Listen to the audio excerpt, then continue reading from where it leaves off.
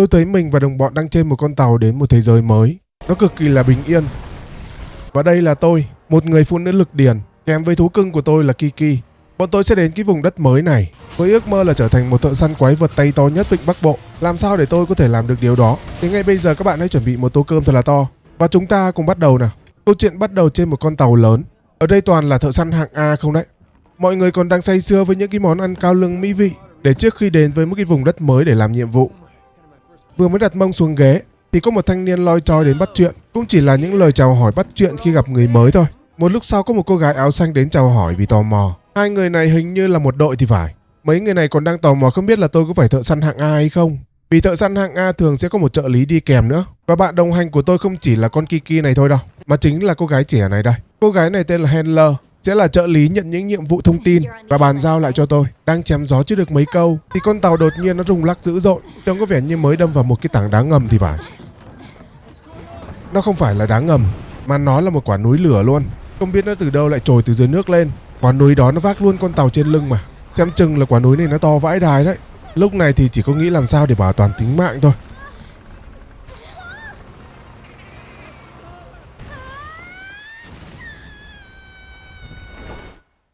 Ôi, cái phà ngã đấy cũng khá là đau đấy.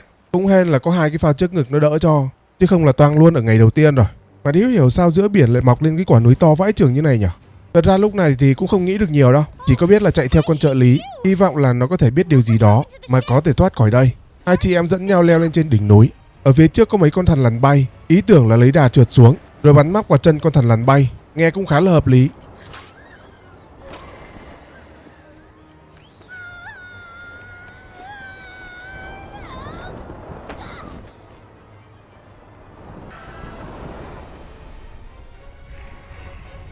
Ui ôi, nó không phải là một quả núi đâu, mà nó là một con quái vật khổng lồ luôn.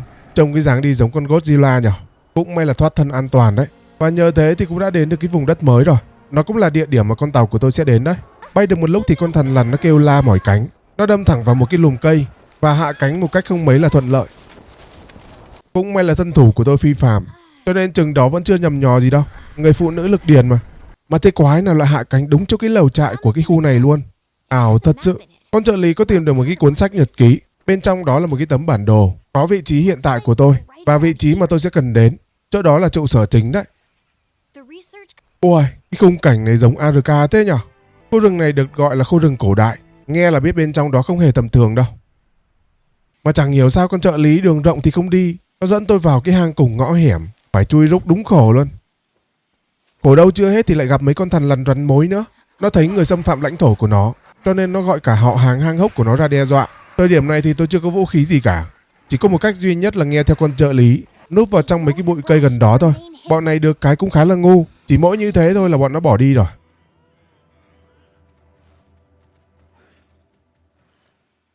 Sau khi thoát ra khỏi cái hang đó, bọn tôi vô tình phát hiện ra một cái dấu vết bò lết kỳ lạ của con gì đó. Đang tìm hiểu vấn đề thì một con thằn lằn to vãi đái phóng ra. Có vẻ như nó là con đầu đàn của đám thằn lằn kia thì phải. Nó vung tay đè con bé trợ lý xuống. Tôi cố gắng chạy đến giải cứu thì may mắn có một anh hiệp sĩ phóng từ trên núi phóng xuống. Con thằn lằn nó tỏ ra khó chịu và vùng vẫy, vô tình lại phá bỏ cái lớp rễ cây đang chắn lối đi luôn. Đó cũng là lối dẫn vào trụ sở chính luôn đấy. Bọn tôi cố gắng chạy về cái lối vào cổng chính. Bất ngờ có một con tướng giống con T-Rex phóng ra, nó đớp vào cổ con thằn lằn, không biết là địch hay ta luôn. Trong tình cảnh như thế này thì chỉ có vào trong cổng là an toàn nhất thôi. Nhân lúc bọn nó đang đánh nhau, tôi lựa thế phóng một phát vào trong cổng luôn. Cái này chậm trễ một chút thôi là về với đất mẹ luôn đấy. Đây rồi, ròng rã mãi thì cũng đến được cái khu an toàn. Khu vực này là căn cứ chính, tên là Astera. Họ dùng những con thuyền hư hỏng chồng chất lên nhau để làm nhà. Cái này tôi yêu được cái công việc đi khai thác tài nguyên xung quanh này. Trông cảm giác nó vừa cổ vừa thú vị đấy. Con tàu gặp nạn của bọn tôi cũng đã cập bến rồi, kèm với những người bạn thợ săn hạng A. Trong một chuyến tàu thì cũng đã được an toàn hết rồi, chắc chỉ bị thương nhẹ thôi. Anh Giai này là trưởng nhóm hiện trường. Có giới thiệu sơ qua khu vực chính của căn cứ Astera. Đây cũng là nơi giao thương tàu hàng và họ có đầy đủ khu vực nghiên cứu của học giả cho đến là các kỹ thuật viên để duy trì cái tổ chức của họ. Và đây chính là người đứng đầu của khu căn cứ Astera, chỉ huy chính về chiến lược tác chiến đấy. Tôi được gặp gỡ mọi người và được chào đón vào tổ chức của họ. Còn được mời dự một cái buổi họp quan trọng về tình hình chiến sự sắp tới nữa. Còn có tin vui là con Kiki của tôi cũng đã được cứu trong vụ tai nạn vừa rồi. Sau khi nói chuyện chào hỏi xong, ông anh trưởng nhóm hiện trường dẫn tôi đi tham quan khu vực. Khu vực đầu tiên là lò rèn. nơi mà tôi có thể chế tạo và nâng cấp giáp trụ vũ khí. Đi tiếp lên phía trên là khu canteen, được vận hành bởi các Palico. Họ là những con mèo giống như con Kiki của tôi vậy đó. Palico là cách gọi của họ thôi. Đây cũng là chỗ để cho các thợ săn ăn uống hồi sức đấy. À đây rồi, bé Kiki của tôi đây này. Chả hiểu sao tôi mới là chủ của nó mà nó lại chạy tới ôm con trợ lý trước chứ. Vừa mới gặp nhau chưa kịp ăn uống ăn mừng gì cả thì có thông báo họp gấp. Đầu tiên là chỉ huy có lời chào lữ đoàn số 5 đến nơi an toàn và giới thiệu sơ qua những người phụ trách nuôi sống và duy trì chủ chốt của hội, như là thợ rèn, thủ quỹ, đầu bếp và người phụ trách nghiên cứu. Nói chung ở đây là có đầy đủ hết. Nhiệm vụ của họ đến đây là để điều tra tại sao cứ mỗi 10 năm là những con rồng cổ đại nó lại di cư về cái thế giới này. Con quái vật khổng lồ lúc đầu gặp, nó là con Zoa Magdaros. Nó cũng là một trong số hiện tượng mà họ đang tìm hiểu và điều tra. Họ đặt tên cho nó là hiện tượng hành trình cổ đại. Họ cũng đã ở đây hơn 40 năm rồi, nhưng vẫn chưa có tiến trình gì về điều đó cả. Hy vọng là lữ đoàn số 5 đến đây có thể trợ giúp họ tìm được cái câu trả lời. Nhưng trước tiên họ có giao cho tôi một cái nhiệm vụ là đi giết cái bọn thằn lằn rắn mối trong hang lúc nãy để làm quen với cái môi trường này trước. Nó giống như là cái nhiệm vụ tân thủ vậy đó. Sau khi kết thúc cái cuộc họp, tôi cũng được phân chia một cái căn phòng riêng. Nó cũng là một cái khoang tàu luôn, và nó cũng sẽ là chỗ nghỉ ngơi, thay đồ và cất đồ của tôi luôn. Nội thất trong này là tiện nghi đầy đủ, không thiếu thứ gì cả. Vũ khí cũng được cấp sẵn bên trong cái rương này. Tôi có thể lựa chọn một cái vũ khí tùy ý. Sau khi xem review vũ khí từ hạng nặng cho đến hạng nhẹ và cho đến là cầm hai tay linh hoạt, tôi quyết định là chọn cái không nhanh mà cũng không chậm. Đó là Longsword. Căn bản tôi khá là thích cái kiểu kiếm như này. Trước đây thì tôi có chơi Sekiro rồi, cho nên bị nghiện cái phong cách đó luôn anh em ạ. Trong này có khu luyện tập luôn, phải làm quen với mấy cái nút bấm trước, tí nữa ra thực chiến cho nó mượt. Chọn vũ khí và luyện tập xong, bây giờ thì tôi sẽ cần phải đi gặp con trợ lý để nói chuyện.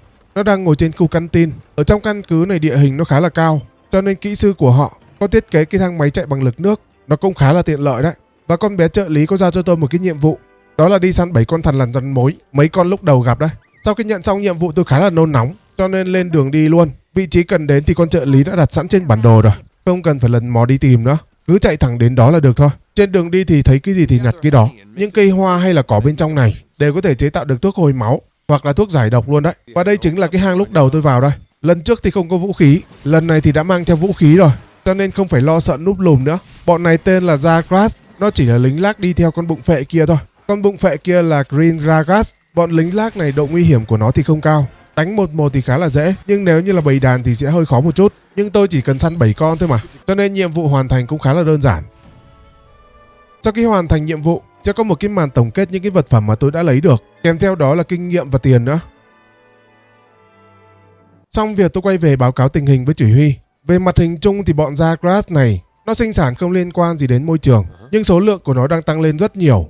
Có lẽ đó cũng là điều hiển nhiên thôi. Nhưng Zagras thì không phải là mối nguy hiểm duy nhất trong cái khu vực này. Nó còn một loài khủng long tên là Kestoron. Ông anh trưởng nhóm hiện trường này có tìm hiểu được là bọn khủng long đó đang mất kiểm soát. Có vẻ là do con Zora Magdaros, do nó đổ bộ nên khiến bọn khủng long nó điên loạn và hoảng loạn. Ông chỉ huy có giao cho tôi một cái nhiệm vụ là đi dẹp loạn bọn Kestoron và giảm số lượng sinh sản của bọn nó nữa. Trước khi đi làm nhiệm vụ tiếp theo, tôi cứ ghé qua chỗ thợ rèn để xem có nâng cấp được gì sau cái nhiệm vụ đầu tiên không. Ồ, có cây kiếm cơ bản của tôi có thể nâng cấp được một lần này. Sau khi nâng cấp xong thì tôi thấy có một cây khác, sát thương là 429. Phải chi biết sớm hơn một chút thì đỡ tốn quặng để nâng cấp cây kia rồi. Bên dưới còn một cây nữa, sát thương là 297. Và nó dùng xương cổ đại để chế tạo này. Nó không có hiệu ứng nổ giống như cây 429 sát thương kia, nhưng sát thương của nó lại cao hơn cái cây tôi mới nâng. Tôi thì lỡ rèn rồi thì cứ đeo tạm vậy. Có gì sau này tính sau. Bây giờ thì lên gặp con trợ lý để nhận nhiệm vụ tiếp theo nào. Nhiệm vụ này cũng khá là đơn giản, đi săn 3 con đực và 5 con cái thôi. Cái này gọi là công tác triệt sản của bọn khủng long này. Kiểu chơi vũ khí này thì tôi cũng đang làm quen thôi, cho nên múa nó vẫn chưa được mượt cho lắm. Lý do tôi thích mấy cái món vũ khí này là do nó có nhiều chiêu múa đẹp, combo cũng khá là đẹp mắt nữa. Tuy nó được đánh giá là khó, nhưng tôi lại thích cái kiểu này. Sau khi giết bọn nó xong, tôi cũng tranh thủ lột da, xẻo thịt, lọc xương của bọn nó luôn. Không biết là có thể làm được cái món vũ khí gì nữa không.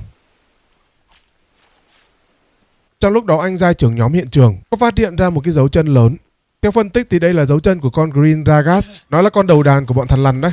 Vừa mới nói dứt câu thì con khốn đó cũng đến giờ đi kiếm ăn. Nó vồ lấy con Kestodon và nuốt chửng luôn. Nó ăn no xong thì sẽ bỏ đi. Nhân cơ hội đó tôi lần theo cái dấu vết của nó để tìm đến hang ổ của nó luôn. Ý định là chỉ để tìm hiểu và tìm manh mối thôi, nhưng vô tình lại bị nó phát hiện. Thế nên là phải rút kiếm ra chém nhau với nó luôn. Con này tên là Green Ragas. Độ nguy hiểm của nó là cấp quái dễ, dành cho người mới chơi thôi. Nơi sống của nó là rừng cổ đại. Đặc điểm của nó là có thể nuốt chửng một con mồi để cái bụng của nó phình lớn ra, và nhờ thế nó cũng sẽ mạnh hơn tạm thời. Và điểm chí mạng của nó là khi bị đánh đau quá, nó sẽ nôn ra cái thứ mà nó đã ăn và quay về cái trạng thái suy yếu sắp tỏi.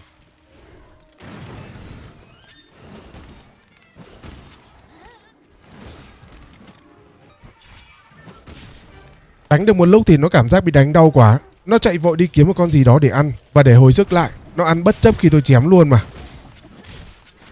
Ăn no xong thì bây giờ nó dùng cái bụng to phùng của nó để tấn công. Nhưng mà ăn no chưa được bao lâu thì lại bị tôi đánh cho nôn ra luôn. Lúc nó nôn ra thì thân hình mập mạp của nó bây giờ không khác gì là giảm cân thành công luôn, còn mỗi da bọc xương luôn đấy. Sau khi cố gắng chạy vài vòng thì tôi cũng giết được nó rồi. Bọn này cứ bị ăn vài chém rồi quay đầu bỏ chạy nên bị mất cái thời gian đuổi theo nó đấy.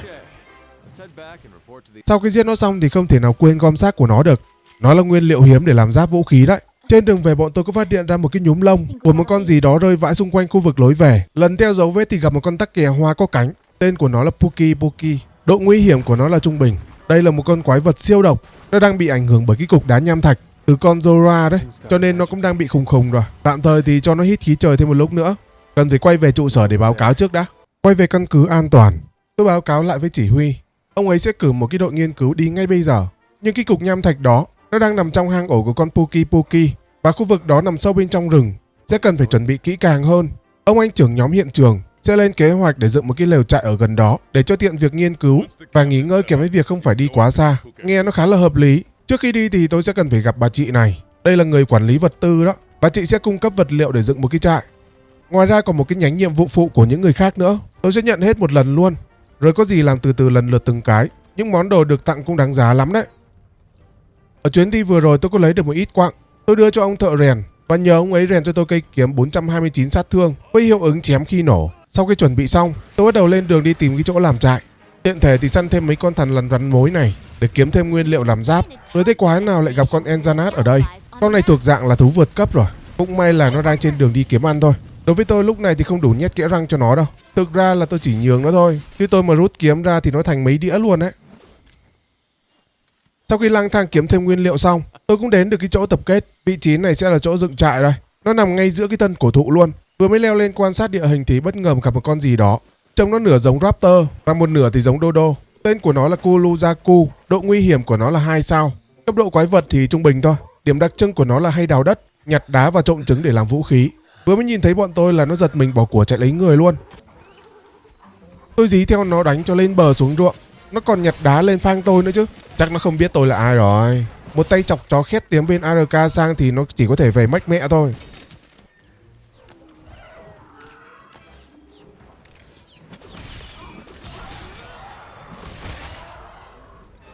Lúc gần chết thì nó cứ chạy về hang ổ để hồi sức. Vừa mới trộm đâu được quả trứng chưa kịp ăn thì tôi lại đuổi đến nơi. Về đến đây thì cũng sẽ là một chôn xác của nó luôn.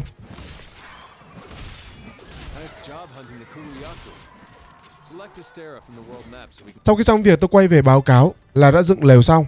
Tôi nhanh chóng lên chỗ thợ rèn để làm một cái bộ giáp mới mẻ cho nó mát mẻ phù hợp với cái mùa hè nóng nực. Sau khi thay bộ cánh mới xong, tôi xuống báo cáo chỉ huy về việc đã hoàn thành cái khu cắm trại mới. Bây giờ ông ấy đã cho phép tôi xử đẹp cái con tắc kè độc biết bay kia rồi. Trước khi đi tôi cứ ghé sang mấy người có dấu chấm than trên đầu. Đây là cái nhánh nhiệm vụ phụ đấy. Cứ nhận hết một lần đi rồi làm từ từ sau. Sau khi nhận xong toàn bộ cái nhiệm vụ phụ ở cái khu này xong, tôi đến chỗ con bé trợ lý để nhận nhiệm vụ đi săn con Puki. Đây là nhiệm vụ 3 sao đấy. Vớ vẩn là vẫn có thể chết như thường. Ok, bắt đầu lên đường đến cái rừng cổ đại nào. Tôi lần theo dấu chân của con Puki để lại. À đây rồi. Đang đi tìm nó thì nó tự tìm tới luôn. Điểm yếu của nó là đầu và đuôi. Cứ cắt được đuôi của nó là sẽ giảm được cái khả năng xả độc của nó. Con này thì nó sợ nguyên tố điện. Mà vũ khí hiện tại của tôi thì vẫn là cơ bản thôi. Chưa có đủ bộ vũ khí để có thể khắc chế từng con được. Tạm thời thì cứ đánh bằng thực lực thôi.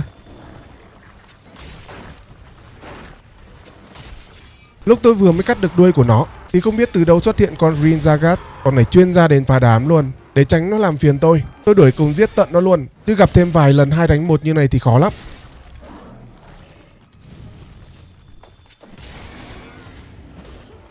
Giải quyết xong cái gai trong mắt, tôi quay lại tìm con Puki. Cái khoảng thời gian đó thì chắc là nó hồi sức cũng khá là nhiều rồi. Không khác gì đánh lại từ đầu luôn. Chỉ khác cái là nó đã cụt đuôi rồi thôi. Cũng vất vả phết. Chỉ tại cái con thằn lằn kia nó phá đám thôi. Nhưng sau khi hoàn thành nhiệm vụ thì tôi có được 2 cái xác của 2 con thằn lằn trong một chuyến, cho nên được nhiều tài nguyên hơn. Ok, sau khi xong việc thì tôi quay về báo cáo. Ông chỉ huy giao tiếp cho tôi một cái nhiệm vụ mới. Đó là hộ tống những học giả của làng đến vùng Wildspire Wester để lấy mẫu vật về nghiên cứu.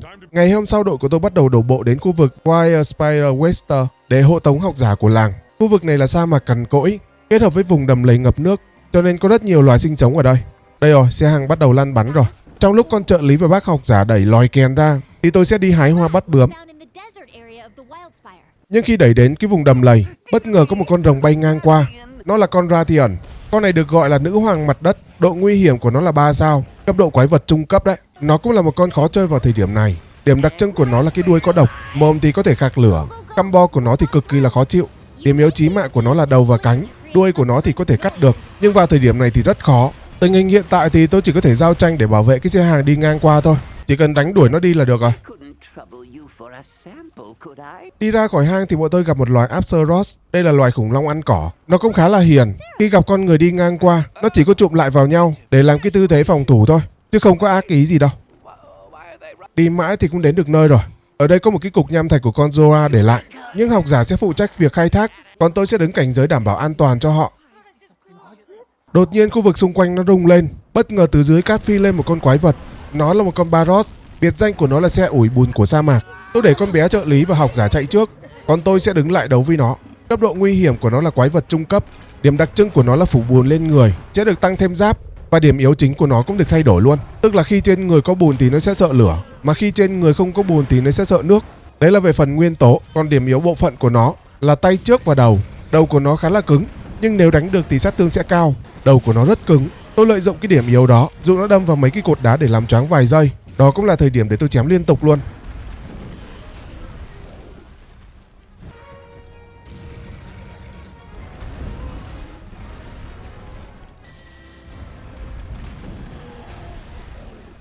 Đánh được một lúc thì nó tính chơi bài chuồn.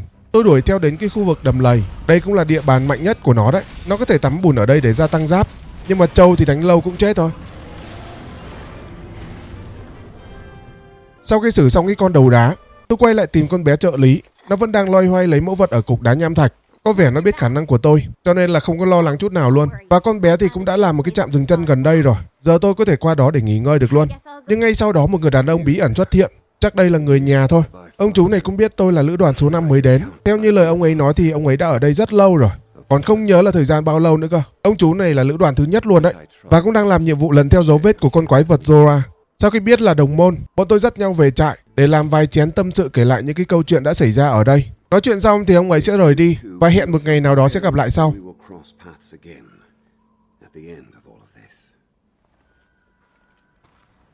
Xong việc tôi quay về báo cáo chỉ huy về việc đã lấy được mẫu vật. Nhưng ông chỉ huy lại nói là chuyến hộ tống vừa rồi lại có một thằng học giả đi theo không kịp, cho nên bị lạc đường mất tiêu, và nhờ tôi đi tìm giúp. Vãi chưởng thật chứ, không biết là lạc lúc nào luôn. Thế mà trong đoàn lại không có thằng nào báo. Về đến nhà rồi mới biết à. Tôi quay lại sa mạc đi lang thang tìm trẻ lạc, và có tìm được mấy cái mẩu sừng của một con gì đó. Không biết nó là cái gì, tôi thì cứ nhặt về rồi tìm hiểu sau. Sau đó con đom đóm chỉ đường của tôi, nó có tìm được cuốn sách của học giả đi lạc. Lần theo mấy cuốn sách đó thì nó có dẫn tôi đến một cái hồ đầm lầy. À đây rồi, anh học giả đi lạc kìa, đang ngồi khóc tút tít nghĩ về cuộc đời. Phía sau anh dai đó là cái xác của con Barroth. Anh học giả nói là không phải là anh ấy giết, mà nó bị giết bởi một con gì đó khủng khiếp hơn cơ. Đang khóc lóc than vãn thì bất ngờ dưới bùn phóng lên một con cá lóc to vật to vã. Nó đớp vào đuôi xác của con Barroth và lôi xuống dưới. Thanh niên học giả bùn rùn chân tay không đi nổi luôn, trông khóc quá trời khóc. Con quái vật đó là Ziratosaurus, cá lóc bùn, độ nguy hiểm là 3 sao. Con này là quái vật trung cấp nha. Điểm đặc trưng của nó là bơi trong bùn, phủ lớp bùn lên trên người để tạo một cái lớp giáp. Điểm yếu của nó là sợ lửa khi có bùn và sợ điện khi không có bùn. Điểm yếu chính của nó là đầu và thân khi không có bùn. Vũ khí của tôi hiện tại chỉ có sát thương nổ thôi, nó không phải là lửa, nhưng chắc là vẫn có đôi chút hiệu quả đấy. Địa hình này là lãnh thổ của nó, thành ra đánh khá là vất vả. Căn bản là tôi cũng chưa thuộc hết cái combo của cây kiếm này nữa, nên đánh cũng khá là khó. Chắc về lâu về dài thì mới quen tay được.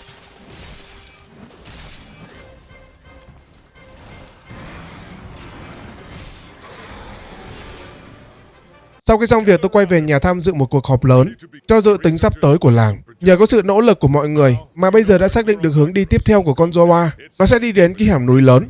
Kế hoạch của chúng ta là sẽ lập chốt để bắt con quái vật đó.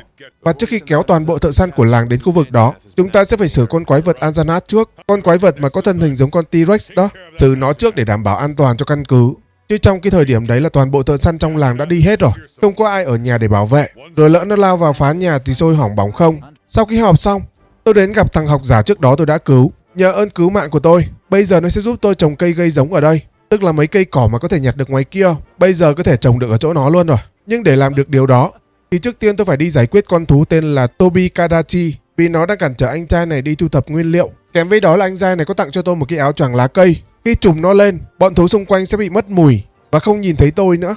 Đây là món cực kỳ là hữu dụng luôn đấy. Có lẽ sẽ phải dùng khá là nhiều đấy. Tiện thể thì tôi có nhận thêm vài cái nhiệm vụ phụ nữa, tiện đường đi làm dần luôn. Trước khi đi săn con Tobi Kadachi, tôi có ghé sang căn tin và kêu đầu bếp làm cho một cái món ngon nghẻ để chuẩn bị lên đường. Xem cái quả nấu ăn đúng nghệ luôn anh em ạ. Cái này có được gọi là sát thủ phòng bếp không nhỉ? Ăn xong bữa đó thì tôi được cộng thêm 25 stamina và được cộng thêm 4 điểm sát thương nữa. Ok, tôi tìm đến tổ của nó rồi đây. Tên của nó là Tobi Kadachi, hay còn được gọi là sóc điện. Một con quái vật tốc độ khá là cao. Độ nguy hiểm của nó là quái vật trung cấp.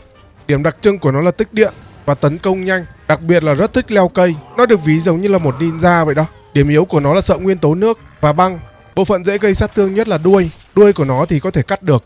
Đầu của nó thì có thể gây choáng. Và lưng khi nó đang tích điện. Con này nó có một cái chiêu đặc biệt là cái chiêu quật đuôi từ trên không. Chiêu này là sát thương cực kỳ cao nha. Không né kịp là ăn nguyên cái đuôi đấy vào mặt là vừa bị dính điện và vừa bị choáng luôn đấy. Mấy con có tốc độ cao như này, tôi cần phải quan sát chuyển động của nó trước thì đánh nó mới dễ được. Đây là trạng thái xù lông của nó này. Giai đoạn này là nó đang tích điện khá là mạnh. Đánh cũng khá lâu thì cũng đến được cái đoạn kết liễu. Đoạn này thì tôi có nhảy được lên lưng của nó. Khi mà đã nhảy được lên lưng của nó thì cứ liên tục mà chém thôi. Rồi vô tình kết liễu nó ở một cái cảnh đúng ngầu luôn. Sau khi xong nhiệm vụ, tôi quay về trả cho anh trai học giả. Từ bây giờ là tôi có thể sử dụng được cái khu vực trồng cây này rồi. Hiện tại thì chưa có nhiều sự lựa chọn, nên cứ trồng đại một cái cây nào đó thôi. Thêm một tí phân bón nữa cho nó năng suất. Sau đó tôi lên lò rèn thì thấy cái nhánh kiếm làm bằng xương. Nó có một cái cây kiếm điện được nâng cấp từ những cái bộ phận của con Tobi Kadachi. Sát thương thì nó hơi thấp, nhưng được cộng thêm 10 affinity, tức là 10% chí mạng đó. Và 120 sát thương nhiễm điện nữa. Xem chừng cũng khá ổn đấy. Có điều là tôi còn đang thiếu một ít da của nó nữa. Chắc khả năng là tôi sẽ cần phải đi săn thêm vài con nữa để làm một vài cây kiếm nguyên tố để dự phòng. Thôi thì cái số nguyên liệu đó tôi sẽ làm vũ khí và bộ đồ cho con Kiki trước cũng được. Mẹ nó, con Kiki nó mặc cái bộ này trông dễ thương thế nhở. Cũng ra gì đấy. Sau đó tôi có quay lại tổ vài vòng nữa, nhưng lại không thấy con Tobi Kadachi đâu. Chỉ thấy có một con Rathian ở đây thôi. Đừng nói là con Rathian này là chiếm tổ của nó luôn rồi nha. Hay là do con đó nó chuyển đi chỗ khác nhỉ? Con Rathian này đối với tôi hiện tại thì nó hơi vượt cấp. Đánh nó vào thời điểm này thì hơi khó đấy. Đánh nhau với mấy con này khó chịu lắm. Cứ đánh được mấy cái là nó bay đi mất à. Cho nên tạm thời thì cứ tha cho nó trước đi. Và chắc là tôi sẽ quay lại tìm con Tobi Kadachi kia sau. Bây giờ thì quay về cái mạch truyện chính nào. Nhiệm vụ chính của tôi tiếp theo bây giờ là phải đi săn con Anzanas. Tôi cũng tìm được cái chỗ hay hoạt động của nó. Nó đang gặm cái con thằn lằn bụng phệ. Trông không khác gì cá lớn nuốt cá bé luôn. Ở cái thế giới này thì cứ con nào to thì con đấy làm trùm. Ở ngay phía trên tôi thấy có một cục đá lớn. Tôi nhặt vội mấy quả hồng xanh. Một quả tôi bắn vào dưới vị trí đó để dụ nó qua. Khi nó vào vị trí thì tôi ngắm bắn vào cái tảng đá đó, cho rớt xuống đầu con khốn kia. Nhưng xem chừng là không xi nhê luôn rồi. Ngược lại còn khiến nó điên máu hơn nữa cơ. Tên của nó là Anzanas. Nó còn được gọi là T-Rex phun lửa. Độ nguy hiểm của nó là 4 sao. Nó là dạng trùm của khu này luôn đấy. Điểm yếu của nó là sợ nguyên tố nước. Bộ phận điểm yếu của nó là đánh vào chân sẽ làm nó bị ngã. Đuôi của nó thì có thể cắt được. Và cái điểm gây được nhiều sát thương nhất nhưng cũng khó tiếp cận nhất đó chính là đầu. Đánh con này cực vãi chưởng luôn. Căn bản là vì nó trâu quá. Tổng thời gian tôi đánh con này là hơn 20 phút luôn đấy.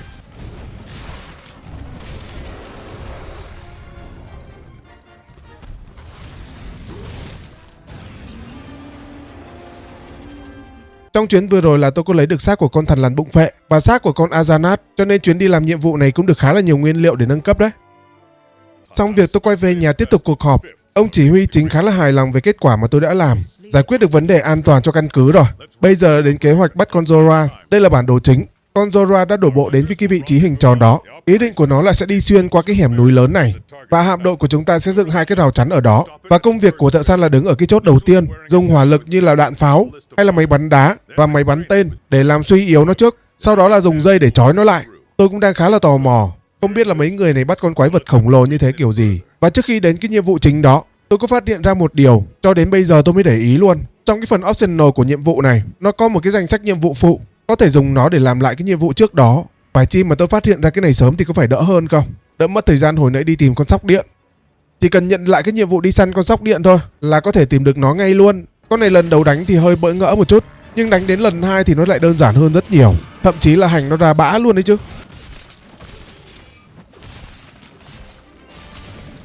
Sau khi săn xong con sóc điện thì tôi cũng nâng cấp được cây kiếm lên hiệu ứng điện và 10% chí mạng. Sát thương của nó không được cao, nhưng chém phát nào là nổ điện phát đó, cũng khá ổn đấy. Dùng để khắc chế mấy con sợ điện cũng được.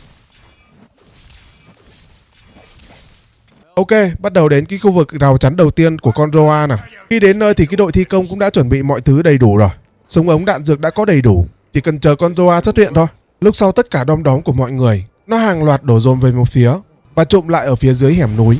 Từ phía dưới đó một con Roa Magdaros, nó còn được gọi là núi lửa biết đi. Đây là loài Elder Dragon, đây là một loài rồng cổ đại cực kỳ nguy hiểm. Con này thì không đo được bằng sao đâu. Điểm đặc trưng của nó là núi lửa sống và thân hình của nó là vô cùng to lớn. Điểm yếu nguyên tố của nó thì là không có. Nó chỉ có điểm yếu duy nhất là mấy cái cục magma co ở trên lưng của nó thôi. Nhiệm vụ của tôi bây giờ là phải dùng mấy cái đạn pháo và bắn suy yếu nó trước. Sau khi bắn yếu xong, dùng mũi tên có gắn dây thừng và đồng loạt bắn vào người nó kéo nó xuống. Tiếp theo là dùng mấy con thằn lằn bay và đu lên trên lưng của con quái vật đó. Nhiệm vụ của tôi ở trên này là phải đi phá mấy cái magma co trên lưng của nó. Trên lưng nó sẽ có 4 cái magma co.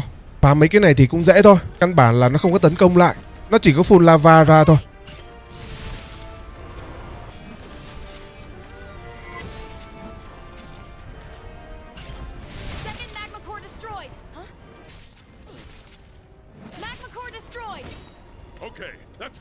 Sau khi phá xong 3 cái, nó còn một cái cuối cùng nữa, nhưng mà tôi không vội đi phá đâu, mà tôi phát hiện ra trên lưng của nó có mấy cái quặng. Mấy cái quặng này là cực kỳ hiếm luôn. Tôi tranh thủ đi farm trước đã, còn chuyện gì thì tính sau. Ai vội thì cứ vội thôi.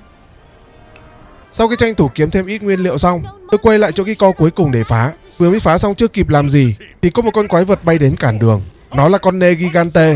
Nó có một cái biệt danh khá là ngầu, Eater of Elders, kẻ ăn thịt rồng cổ đại. Độ nguy hiểm của nó là 5 đầu lâu chứ không phải là sao nữa. Đây thuộc dạng là top boss của game đấy. Điểm đặc trưng của nó là có thể tự mọc gai để gia tăng sức mạnh. Điểm yếu của nó là sợ nguyên tố điện. Lần đầu tiên gặp thì hơi ngợp một chút.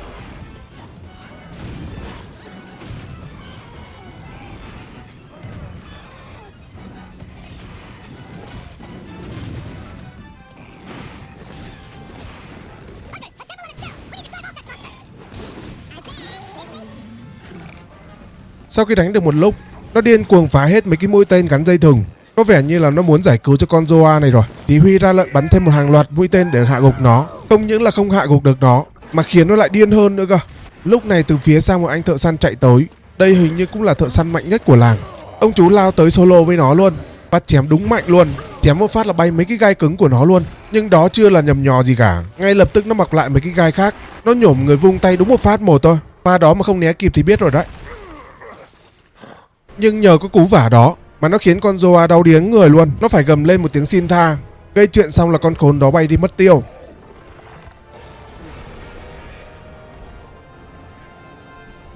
Và con Roa thì ngã thẳng vào cái hàng rào chắn, làm sập hoàn toàn luôn. Rồi nó tiếp tục bò theo cái sườn núi. Vậy là kế hoạch thất bại rồi. Cũng may là đồng đội không có ai bị làm sao cả. Chắc chỉ bị choáng nhẹ khi ngã từ trên cao xuống thôi. Mấy ông anh này thì cũng già lắm rồi, hơn 40 năm ở đây rồi chứ ít gì.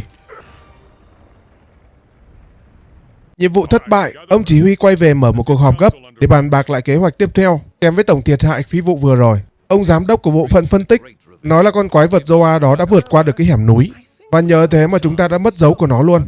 Tình hình này thì sẽ khiến cái việc điều tra sẽ bị đứt đoạn. Vẫn may mắn là cái quá trình con Roa nó lết qua cái hẻm núi đó, nó có để lại mấy cái dấu vết bò trườn, vẫn có thể dựa vào đó để tìm thấy nó. Nhưng vấn đề quan trọng hơn là vật tư của căn cứ đã dùng hết cho phi vụ vừa rồi, không đủ để làm cái kế hoạch tiếp theo. Ông chỉ huy thì cũng đã có tính toán rồi. Ông ấy sẽ cử một con tàu quay về căn cứ chính ở thế giới cũ để vận chuyển thêm vật tư tiếp tế. Xem chừng là muốn chơi tất tay với con quái vật này rồi. Sau khi họp bàn xong, trong cái khoảng thời gian chờ vật tư nó đến, tôi sẽ tranh thủ đi làm vài cái nhiệm vụ phụ để kiếm thêm nguyên liệu nâng cấp giáp và vũ khí. Trong này còn một đống nhiệm vụ từ 1 sao cho đến 4 sao. Những nhiệm vụ này bao gồm là đi hái nấm quý hiếm và bắt mấy con quái thú. Con đầu tiên mà tôi bắt là con Kuluzaku, con quái vật vác đá trộm trứng đấy. Để bắt được nó thì cũng đơn giản thôi. Sau khi nhận nhiệm vụ thì bên trong cái rương ở chỗ cắm trại, nhiệm vụ sẽ cung cấp một vài thứ khá là quan trọng, một cái bẫy và mấy quả bom gây mê. Đó là những thứ quan trọng để bắt thú đấy. Nhận đồ tiếp tế xong tôi đi tìm con Kuluzaku. Đầu tiên là phải đánh nhau với nó trước, nhưng vừa mới rút kiếm ra thì xuất hiện một con đầu đá. Thế là hai thằng quay ra phang nhau luôn. Phang nhau chán xong thì con đầu đá quay sang phang tôi. Bây giờ mà tôi không giết nó thì cực kỳ là phiền luôn.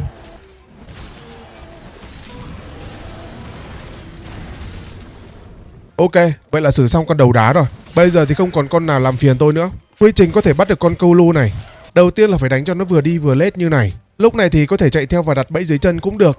Hoặc muốn dễ hơn thì cứ để cho nó chạy về hang ổ. Lúc nó về hang ổ thì nó sẽ ăn trứng để hồi máu và nó sẽ bị mất cảnh giác. Chỉ cần đến đặt bẫy dưới chân nó và ném thêm 2 quả bom gây mê nữa là xong rồi. Dễ vãi trưởng. Nhiệm vụ tiếp theo là đi săn 14 con muỗi. Nó cũng khá là dễ thôi. Chỉ cần đến cho cái bãi cát sa mạc này là sẽ gặp được khá là nhiều muỗi. Nếu như dùng vũ khí cung thì nó sẽ dễ. Còn như tôi dùng kiếm chém thì nó hơi khó. Cho nên tôi sẽ nhặt mấy cục đá để bắn. Cứ bắn 2 cục là rụng một con.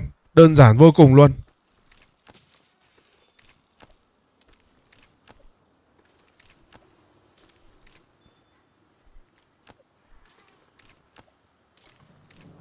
Giết xong mấy con muỗi là đến nhiệm vụ đi săn mấy con cá. Chỗ nhiều cá nhất mà tôi biết là cái chỗ mà tôi đánh nhau với con cá lóc đấy. Chỗ này bao nhiêu cá luôn. Tiện thể đi làm mấy cái nhiệm vụ này thì rèn luyện mấy cái skill combo của cây kiếm luôn. Định hướng chém kiếm lúc này thì vẫn chưa mượt cho lắm. Vẫn phải luyện tay khá nhiều đấy. Tiếp theo là nhiệm vụ đi hái xương rồng. Nhưng trong lúc đó vô tình tôi lại gặp một con quái thú khác. Trông con này to vãi chưởng. Tôi đã cố gắng né nó rồi nhưng vẫn bị nó nhìn thấy. Tôi chỉ muốn đi hái xương rồng thôi. Ấy thế mà cũng không yên với nó nữa. Nó cứ phải tấn công tôi cho bằng được cơ. Rồi chỉ cần sơ sẩy không né kịp thôi là nó húc cho một phát lên xe đẩy luôn. Húc một phát chết luôn mà. Khỏe thật sự. Lúc sau quay lại thì tôi phải trùm cái áo lá lên để nó không nhìn thấy tôi nữa. Rồi tranh thủ đi hái xương rồng cho nó xong nhiệm vụ. Tiếp theo là nhiệm vụ đi bắt con đầu đá. Đánh nhau với con này thì khá là dễ. Căn bản vì tốc độ của nó cũng khá là chậm.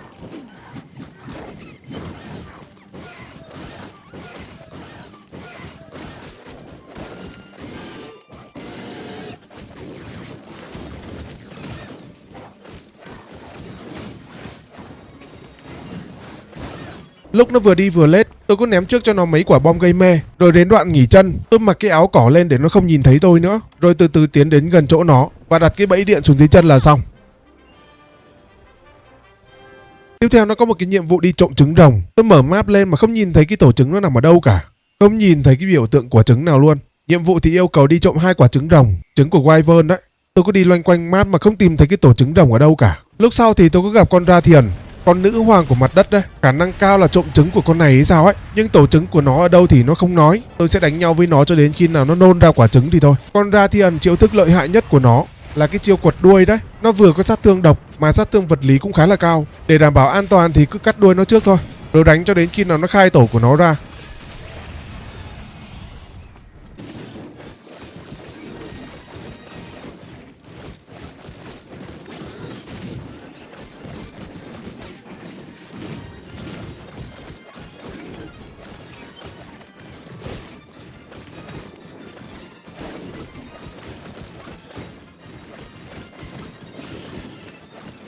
Đây rồi, tôi thấy nó bay cao lắm. Chắc là nó muốn bay về tổ để dưỡng sức rồi. Ở ngay phía dưới cái chỗ nó bay lên có mấy con thằn lằn bay. Tôi có phát hiện ra một cái cách để sử dụng mấy con này. Đầu tiên là bắn cục đá vào một con. Bắn vào con nào cũng được nhá. Sau khi bắn xong thì có thể bắn móc bám vào chân nó là nó sẽ đưa tôi lên trên cây cao. Mỗi khu vực thì sẽ có mấy con thằn lằn như thế này. Và địa điểm nó đưa lên thì cũng khác nhau nha. Sau khi lên được cái vị trí trên cao này, tôi chạy theo con đường mòn thân cây đi tiếp lên trên cao nữa. Và đây chính là tổ của con Rathian.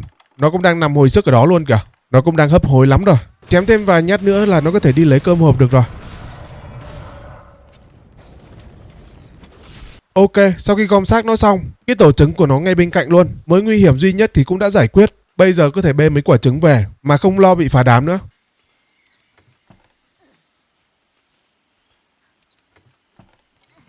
Xong cái nhiệm vụ trộm trứng của nó xong, nhiệm vụ tiếp theo là đi săn nó luôn. Và địa hình lần này không phải bên rừng cổ đại nữa mà nó ở bên khu sa mạc. Trước khi đi thì tôi có nhờ con trợ lý nướng lại cho tôi con gà để ăn. Mỗi lần ăn thì sẽ được cộng thêm máu và sát thương, kèm với vài chỉ số nữa. Nó cũng tùy theo món ăn đấy.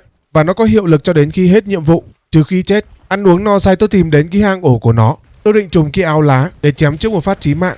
Nhưng thế quái nào lại chém hụt. Con này thì tôi giết một lần rồi. Cho nên lần 2 này thì cũng không phải là khó khăn. Mục tiêu ban đầu thì cứ cắt cái đuôi của nó trước. Rồi tính gì thì tính.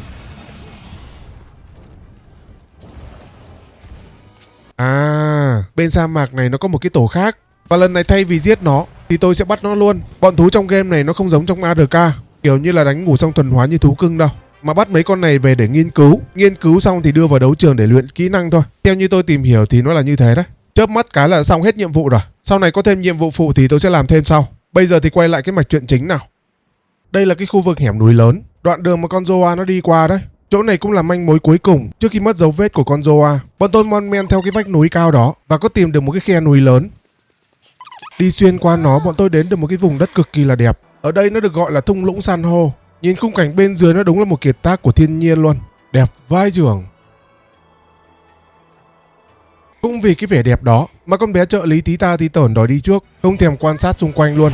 Bất ngờ có một con chim to vật vã xuất hiện, nhờ thế mà cả hai bọn tôi rơi thẳng xuống vực luôn. Cũng may là số mạng lớn mà còn là nhân vật chính nữa, cho nên không thể nào mà chết được. Và may mắn hơn được một người đeo mặt nạ cứu. Lúc tỉnh lại bọn tôi đã bên trong một căn cứ khá là lạ, được trang trí khá là nhiều chuông gió, có vẻ như nó cũng là một khoang tàu luôn thì phải. Và đây là người đứng đầu của hạm đội số 3. Nghe bà chị kể lại thì cả hạm đội số 3 của bà chị này đã bị mắc kẹt ở thung lũng san hô này khá là lâu rồi. Trong hạm đội này thì lại không có thợ săn, chỉ toàn là học giả và nghiên cứu thôi. Bà chị cũng đang thắc mắc tại sao bọn tôi lại có thể đến được đây.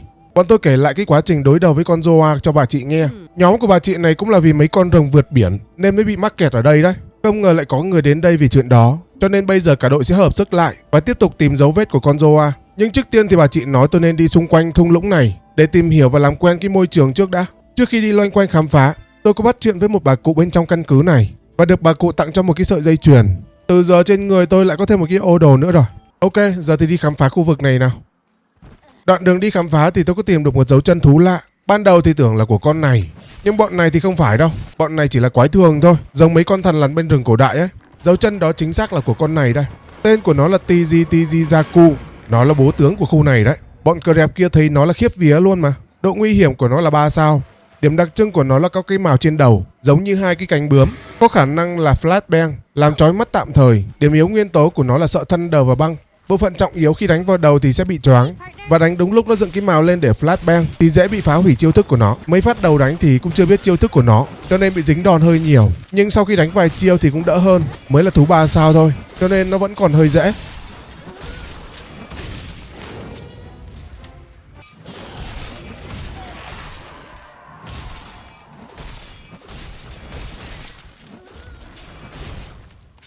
Ở thung lũng san hô này nó còn mấy con thằn lằn bay nữa. Để đỡ mất công phải leo cao, tôi lại nhờ nó trở lên trên cao để khám phá cho nó dễ. Thế quái nào vừa mới giết một con dưới kia xong thì bây giờ lại xuất hiện thêm một con trên này.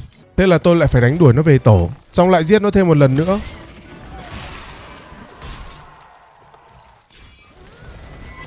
Sau khi xử nó xong thì tôi tiếp tục đi khám phá, dự tính là tìm một cái chỗ nào đó để dựng trại. Và tôi có tìm được một cái hang nhỏ này. Bên trong hang nó khá là rộng rãi, trông cũng khá là an toàn đấy. Khảo sát địa hình bên trong xong, tôi chạy ra ngoài để khám phá thì tôi cứ gặp lại con chim lúc đầu mà tôi đến cái thung lũng này. Tên của nó là Legiana, được gọi là băng long bầu trời. Nó là một loài rồng được mệnh danh là sát thủ trên không đấy. Độ nguy hiểm của nó là 4 sao. Điểm đặc trưng của nó là bay khá là nhiều và là còn hệ băng nữa. Dính băng của nó sẽ bị làm chậm hồi stamina. Điểm yếu nguyên tố của nó là sợ lửa và sợ thunder. Lúc nó đang bay thì có thể phang vào cánh nó cho nó rơi xuống. Đánh vào đầu của nó thì sát thương sẽ cao hơn. Đuôi của nó thì cũng có thể cắt được luôn. Tôi định tha cho nó rồi, nhưng không ngờ nó lại hà hơi thối vào mặt tôi, cho nên là tôi sẽ phang nó luôn. Con này xét về độ 4 sao thì cảm giác nó hơi không đúng cho lắm, tại vì tôi đánh cảm giác nó dễ vô cùng luôn ấy. Chỉ có điều sát thương tôi gây ra chưa có được nhiều thôi, nên thành ra đánh nó hơi bị lâu. Lâu lâu được một phát chí mạng vào đầu thì được 100 đam thôi, còn lại là toàn dưới 2-3 chục.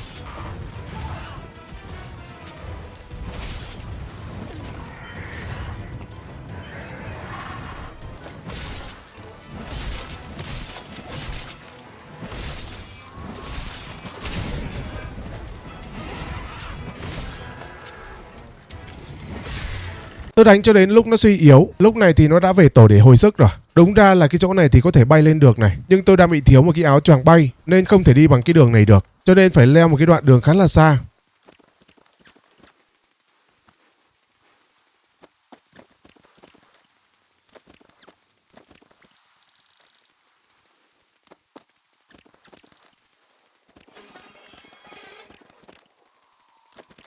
Đây rồi, dậy gáy nữa đi mày. Sao không gáy nữa đi. Sau khi quay về báo cáo thì có gặp anh trưởng nhóm thiện trưởng ở đây nữa. Anh giai này cũng nói chuyện với cả chị leader rồi. Có lẽ là chúng ta sẽ cần phải xuống sâu hơn. Khu vực sâu hơn sẽ là Rotten Vale. Nó được gọi là thung lũng thối rữa đấy. Chúng ta sẽ cần phải xuống dưới đó để tiếp tục truy lùng cái dấu vết của con Zoa. Và nếu muốn tiếp cận được cái thung lũng đó thì chúng ta sẽ cần phải có phương tiện. Anh trưởng nhóm hiện trường có đề xuất là khôi phục lại cái căn cứ này, tức là biến cái khoang tàu của hạm đội số 3 này thành một con tàu bay đấy. Ý tưởng là gắn thêm mấy cái bóng khí để con tàu nó có thể di chuyển được. Và để làm được điều đó thì chúng ta sẽ cần phải săn con quái thú tên là Paolumu, dùng da của nó để chế tạo cái bóng khí. Sau khi nói chuyện xong thì tôi có được tặng một cái áo choàng. Áo choàng này làm từ cánh của con Legiana đó. Áo này vừa có thể ẩn mình trong tuyết mà cũng có thể dùng để bay lượn được luôn. Ok, lên đường đi tìm con Paolumu nào. Ở khu này tôi thấy có rất nhiều dấu chân mà không biết có phải con mà tôi đang cần tìm không. Khu vực này nó là dấu chân của con đầu bướm. Định tha cho nó rồi mà thấy nó ngứa mắt quá cho nên là tôi thịt nó luôn. Và đây mới là khu vực của con Paolumu nó hoạt động này. Tên của nó là Paolumu, còn được gọi là rơi bay phồng má. Nghe nó cứ hài hài kiểu gì ấy nhỉ. Nhưng cũng đúng với cái thân hình của nó luôn mà. Độ nguy hiểm của nó là 3 sao và nó cực kỳ khó chịu khi đang thổi phồng má. Điểm yếu của nó là sợ thunder và lửa. Đánh vào cổ của nó để giảm khả năng bay, đánh vào cánh của nó để rơi xuống khi đang bay. Con này điểm yếu của nó thì hơi khó chịu nha. Này có khi phải dùng đạn choáng thì đánh nó mới dễ được. Cái đuôi của nó là đuôi cứng, đuôi này thì không cắt được đâu. Khi nó đang bay nó sẽ dùng cái đuôi đấy khá nhiều. Vớ vẩn trúng một cái là mềm người luôn đấy. Sát thương của nó là cực kỳ cao nha. Con này chỉ khó chịu lúc đang bay thôi. Căn bản là tôi đang cầm kiếm nên thành ra lúc nó đang bay thì đánh hơi khó trúng thôi.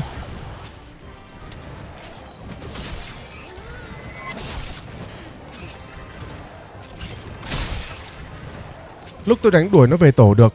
Thân hình của nó bây giờ nát như tươm rồi. Cổ thì rách rưới nhưng vẫn có thể bay được nha.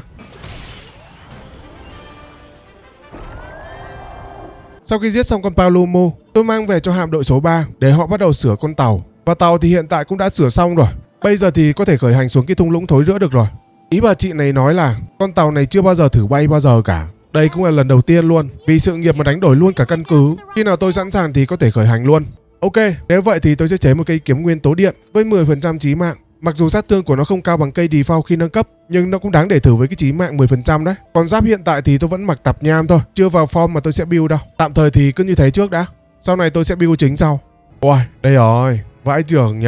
Có một con Paolumu thôi mà mấy ông bà kỹ sư có thể chế tạo được cái khinh khí gầu to vãi chưởng kìa. Đỉnh thật sự. Không biết là tối ưu tài nguyên thế nào mà được ra như thế nhỉ. Sau một lúc di chuyển thì cũng tìm được một cái điểm đáp. Bà chị trưởng nhóm hạm đội 3 lôi đâu ra cái body tiểu, gõ một cái ra hiệu chỉ hướng, rồi dùng cái dòng dọc để đưa bọn tôi xuống dưới. Vừa mới xuống đến nơi thì gặp mấy con rắn mối. Tên của nó là Griros, nó gọi là trùm tê liệt đấy. Độ nguy hiểm là 3 sao. Điểm đặc trưng của nó là có hiệu ứng paralysis, gọi dễ hiểu là hiệu ứng tê liệt đó. Nó hay đi theo bầy đàn. Điểm yếu nguyên tố là sợ nước và sợ thunder. Nó đang lảng vảng ở cái chỗ mà bọn tôi dự định cắm trại. Để đuổi bọn nó đi thì chỉ cần lắp đạn lửa vào trong cái nỏ tay rồi bắn đuổi bọn nó đi là được.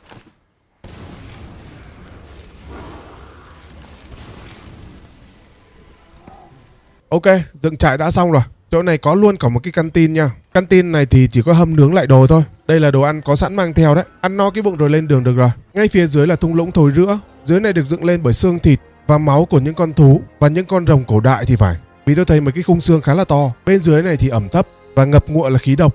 Dưới này thì chắc chỉ có mấy con thằn lằn rắn mối hồi nãy thì mới có thể sống được thôi. Tìm được đường xuống phía dưới, tôi tìm được một cái manh mối kỳ lạ. Tò mò đến xem nó là cái gì thì bất ngờ khu vực xung quanh nó rung lắc dữ dội.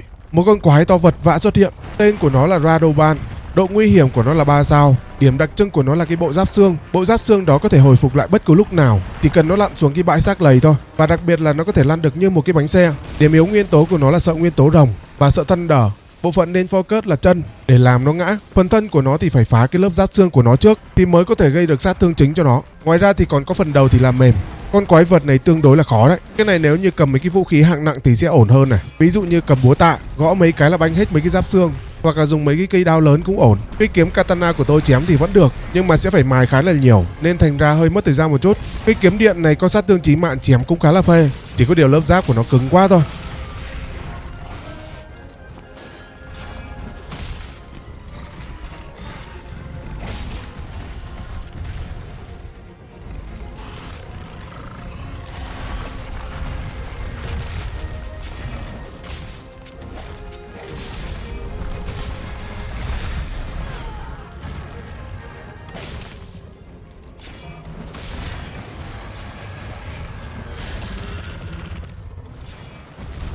Sau khi xử xong con đó, tôi tiếp tục xuống phía dưới để tìm con thằn lằn lúc nãy.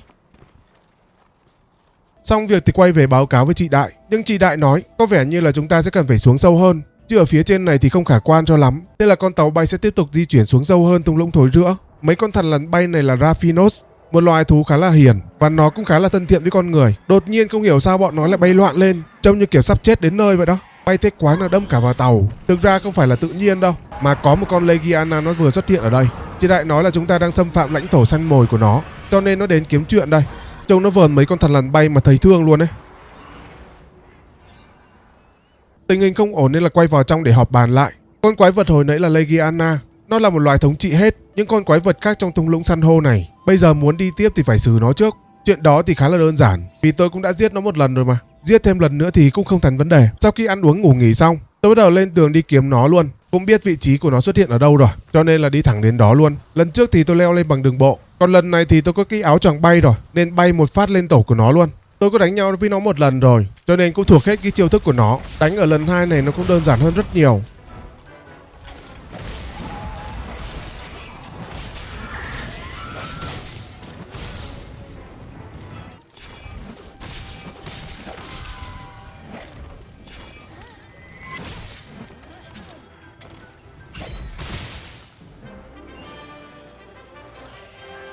Sau khi xong việc tôi quay về báo cáo hoàn thành nhiệm vụ. Bà chị đại nói là cái mối nguy hiểm duy nhất đã được loại bỏ, cho nên bây giờ thoải mái hơn, muốn cất cánh lúc nào cũng được. Hiện tại thì tôi cũng không còn phải nâng cấp cái gì cả, cho nên là lên đường đi luôn. Trước khi xuống dưới để khám phá thì sẽ phải ăn no cái bụng trước đã, có gì đánh đấm cho nó dễ.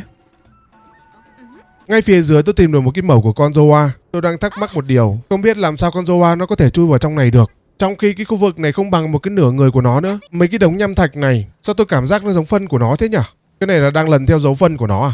Đang chuẩn bị lên đường đi tiếp thì bất ngờ có một con quái thú xuất hiện. Con bé trợ lý vừa đi thì nó vừa phóng ra, chặn cái đường về của con bé trợ lý luôn. Tên của nó là Odogaron. Nó được gọi là sát thủ ăn xác thối. Độ nguy hiểm là 4 sao. Tốc độ ra đòn của nó là cực kỳ nhanh, có thể gây ra hiệu ứng chảy máu. Và cái bộ combo của nó là cực kỳ là linh hoạt. Điểm yếu nguyên tố của nó là sợ băng và sợ thunder. Bộ phận điểm yếu của nó là chân. Khi đánh vào chân thì có thể làm ngã nó. Và đầu của nó thì sẽ gây choáng. Đuôi của nó thì cũng có thể cắt được để giảm cái sát thương quật đuôi của nó. Nó định lao vào vồ con bé trợ lý thì bà cô cứu bọn tôi lúc đầu cũng xuất hiện, trông đúng kiểu là một thợ săn lành nghề luôn, không hề sợ một chút nào, ngược lại còn rất tự tin. Chắc bà cô này không phải lần đầu đối diện trực diện với con này rồi. Để không làm vướng chân vướng tay, tôi dắt con bé trợ lý về cái lều trại trước. Con bé trợ lý này chắc phải sợ đến già. Sau khi đưa con bé trợ lý về chỗ an toàn, không còn vướng chân vướng tay gì nữa, nhiệm vụ của tôi bây giờ là phải đi săn con đó luôn. Tôi chạy thẳng vào hang ổ của nó để đánh. Lần đầu chạm mặt thì nhìn cái tốc độ của nó thì hơi bị ngợp một chút. Tốc độ ra đòn của nó là cực kỳ nhanh, phải ăn vài phát vả của nó thì mới có thể đả thông kinh mạch được. Lúc sau bị nó vả và cắn trong một phát, dính luôn cái hiệu ứng chảy máu. Lúc này thì tôi khá là hoảng, cũng không biết phải làm sao hết và cũng không biết chữa trị kiểu gì. Nhưng sau đó thì tôi có tìm hiểu được một chút. Để giải được cái hiệu ứng đó, tôi sẽ phải ăn cái miếng thịt Astera Jerky. Ăn miếng thịt này xong một phát là giải được luôn. Còn có một cách khác nữa là ngồi xuống khoảng vài giây thì nó sẽ hết luôn. Lúc này thì tôi chưa biết nên bị chết oan cái đoạn này. Lúc sau tham chém quá, tôi lại bị vả và dính cái hiệu ứng đó thêm một lần nữa. Lần này thì có chuẩn bị theo thịt rồi, ăn vào một cái là hết luôn. Chết một lần rồi là tự tin hơn hẳn. Đây rồi, tôi vừa mới cắt được đuôi của nó. Cắt được đuôi của nó là giảm sát thương khá là nhiều đấy.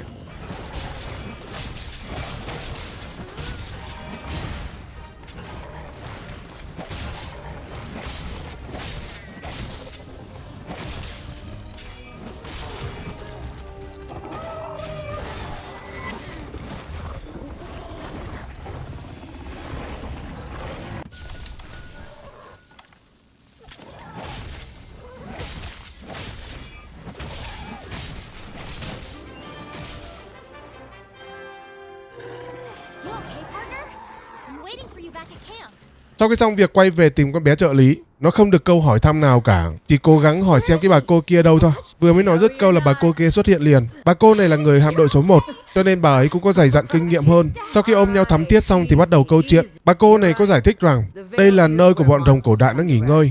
Tức là khi bọn rồng cổ đại nó cảm thấy bản thân của nó sắp chết, nó sẽ di chuyển đến đây để làm chỗ nghỉ ngơi và qua đời tại đây luôn. Xác của bọn nó sẽ phân hủy thành chất dinh dưỡng để nuôi dưỡng cái thung lũng san hô này. Từ những cái chết đó, nó sẽ nuôi sống những sinh vật khác, kiểu như là vòng tuần hoàn vậy đó. Và khả năng cái thung lũng này cũng sẽ là nơi nghỉ ngơi của con Zoa. Nhưng manh mối về con Zoa thì vẫn chưa biết nó đang nằm ở đâu cả.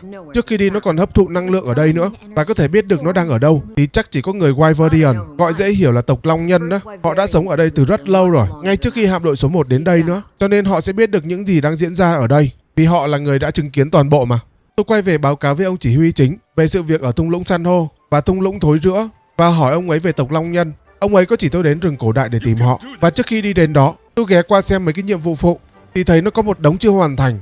Ở cấp độ 4 sao nó còn rất nhiều, còn cấp độ 5 sao thì chỉ còn một cái thôi. Ok, chắc là tôi sẽ bắt đầu làm mấy cái nhiệm vụ này để kiếm thêm nguyên liệu làm giáp vũ khí nữa. Nhiệm vụ 5 sao này thì nó khá là đơn giản, chỉ cần đến cái hang của con Odo, vác về 2 miếng thịt thối là được. Ở nhánh nhiệm vụ 4 sao, đầu tiên là đi săn mấy con crab ở thung lũng san hô. Mấy nhiệm vụ này chỉ để luyện kỹ năng thôi. Tiếp theo là đi săn con đầu màu cánh bướm. Sau đó là đi bắt con Paolumu. Bắt xong con Paolumu thì bắt tiếp con Odo luôn. Bắt đúng nhiều luôn đấy, mà toàn bắt mấy con thứ dữ không à.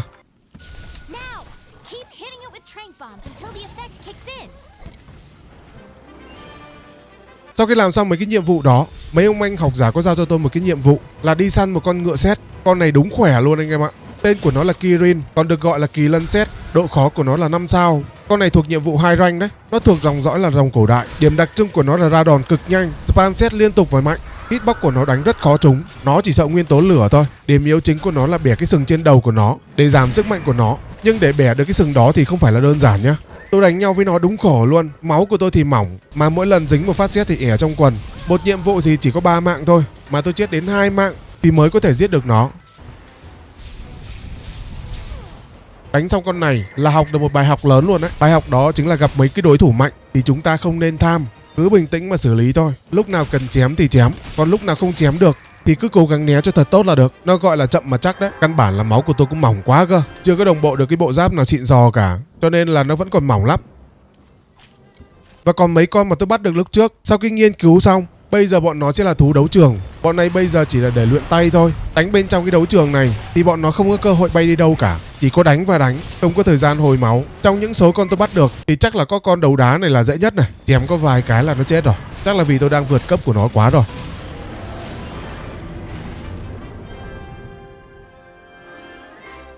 Xong mấy cái nhiệm vụ đấu trường, tôi quay về cử mấy con mèo thợ săn trước đó mà tôi đã gặp bên chỗ chỉ đại hạm đội 3. Bọn này khá là uy tín nha. Những con quái thú hoặc là những nơi mà tôi đã đi qua rồi và muốn kiếm thêm nguyên liệu gì ở đó thì chỉ cần thuê bọn nó đi là được. Sẽ mất vài ngày để cho bọn nó đi kiếm đồ đấy. Hơi bị xịn luôn. Trình độ thì chắc là ngang ngửa với con Kiki của tôi thôi. Ok, bây giờ ăn uống no say rồi, lên đường làm nhiệm vụ cốt truyện chính nào. Tôi đến khu vực rừng cổ đại để tìm tộc Long Nhân. Này là theo lời chỉ dẫn của chỉ huy đó. Tôi lần theo dấu vết của đom đóm nó tìm được, cho đến khi nó dẫn tôi đến cái tổ rồng thì dấu vết đến đây thì nó cũng mất luôn. Có vẻ như họ đã dừng chân ở đây thì phải. Chưa kịp thắc mắc họ đang ở đâu thì từ trên bầu trời có một con rồng xuất hiện. Nó khạc cho một cục đờm béo ngậy, hay là không trúng ai cả. Có vẻ như đây là tổ của nó. Nó khá là tức giận khi thấy có người lạ xâm phạm lãnh thổ của nó. Tên của nó là Rathalos. Con Rathian thì là nữ hoàng mặt đất, còn con này thì là vua bầu trời. Độ nguy hiểm của nó là 4 sao. Điểm đặc trưng của nó là bay rất nhiều, phun lửa và móng vuốt có độc. Nó thì cũng giống với con Rathian thôi, chỉ khác cái là bay nhiều hơn thôi. Vì là bọn tôi xâm phạm lãnh thổ của nó, cho nên nó tấn công cũng không thừa đâu. Tôi thì đang vướng con trợ lý nên không có đánh đấm được gì cả, chỉ có tìm đường chạy thoát thân trước đã. May mắn là vẫn còn chạy kịp.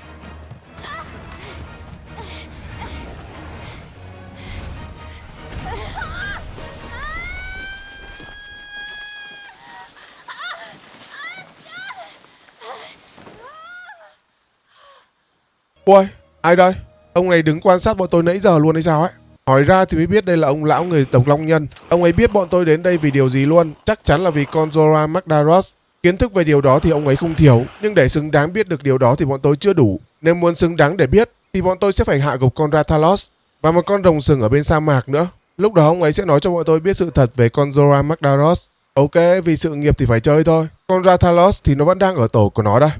Chiến thôi chứ sợ gì. Con Rathian đánh dễ bao nhiêu thì con Rathalos nó khó chịu bấy nhiêu. Nó khó chịu ở cái là bay liên tục ấy. Lúc nó bay thì chỉ có thể chém vào đuôi của nó được thôi, hoặc có thể dùng đạn sáng để làm chói mắt của nó, nhưng cũng chỉ dùng được 3 lần thôi. Với còn một cái kiểu nữa là đánh con này đúng khó chịu luôn. Cứ chém được mấy cái là nó chuyển chỗ. Cũng hên là nó chỉ có loanh quanh khu vực tổ của nó thôi, chứ chưa đến lúc là đi xa đấy.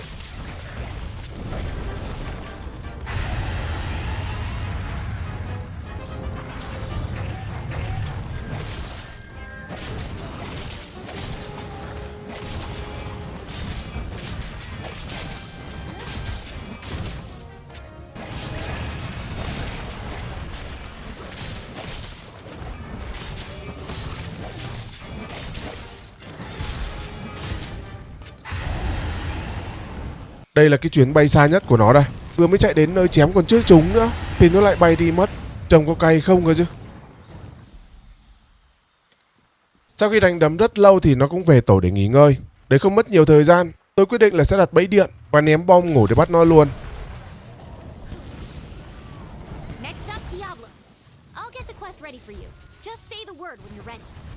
Xong con Rathalos, và trước khi đi săn con rồng sừng, tôi lấy mấy cái vảy và móng của nó để làm 2 món giáp Rathalos kết hợp với 3 món Odo để có được cái set đồ này. 3 món Odo thì nó kích hoạt được hiệu ứng làm choáng, còn 2 món Rathalos thì nó chưa đủ kích hoạt đâu. Nhưng được cái là set đồ này nó cộng thêm chí mạng và sẽ gây thêm sát thương khi chém vào vết thương của con thú, có thêm sức bền và rút kiếm nhanh nữa. Tạm thời thì cứ dùng như này trước đã. Cái này thì tôi build mỏ mẫm thôi. Anh em có gì chỉ giáo thêm nhá. Ok, đi săn tiếp nào. Con rồng sừng hình như là tôi có gặp một lần rồi. Cái lần mà tôi đi hái xương rồng và bị nó húc một phát chết luôn đó. Lần theo dấu vết, nó đưa tôi đến một cái chỗ trũng, chỗ mà lần đầu tôi gặp con đầu đá đấy. Vừa mới nhắc con đầu đá thì nó cũng vừa xuất hiện từ phía sau luôn. Nên là có mấy con thằn lằn bay nó báo hiệu. Tôi nhanh chóng núp sau mấy cái tảng đá lớn để tránh tầm nhìn của nó. Con này nó khá là nóng tính, nó húc bể cái tảng đá để đuổi mấy con thằn lằn bay. Nhờ thế mà nó đánh động một thứ gì đó, khiến bọn thằn lằn bay nó bay loạn lên. Bất ngờ từ dưới đất chui lên một con rồng sừng, nó húc thẳng vào bụng con đầu đá, rồi kéo xuống dưới cát và tôi cũng bị trôi xuống dưới theo luôn.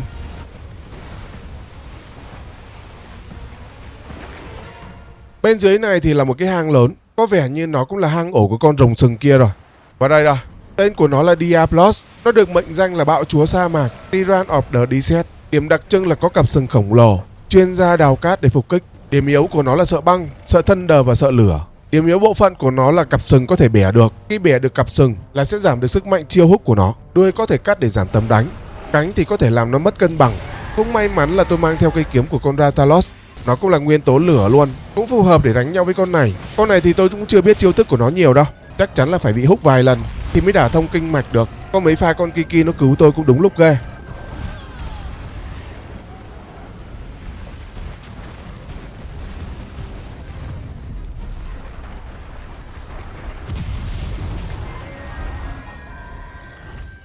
Sau khi thuộc sơ sơ được cái chiêu thức của nó rồi, tôi mặc cái áo choàng chống sát thương vào, rồi bắt đầu focus với cái phần đuôi của nó trước. Chỉ cần cắt được cái đuôi của nó là giảm 30% sức mạnh của nó rồi.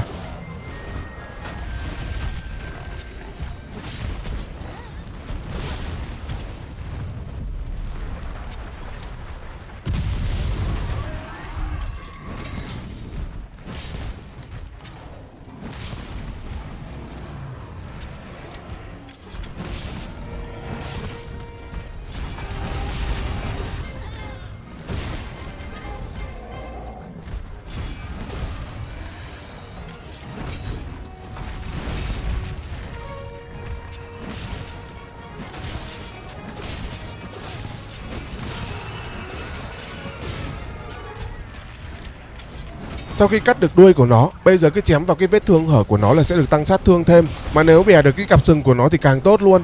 Cái cặp sừng của nó cứng nên thành ra là phải mày kiếm liên tục. Tương lai không biết là có cây kiếm nào có độ bền cứng không nhỉ? Phải có độ bền dày dày một chút thì đánh nhau mới không phải lo nghĩ. Trình độ combo của tôi thì vẫn còn gà lắm. Đôi khi chém hụt liên tục ấy chứ. Nhiều khi các bạn xem những người tay to bro miết cũng chán. Giờ xem phải người tay bé thì nó giải trí đúng không?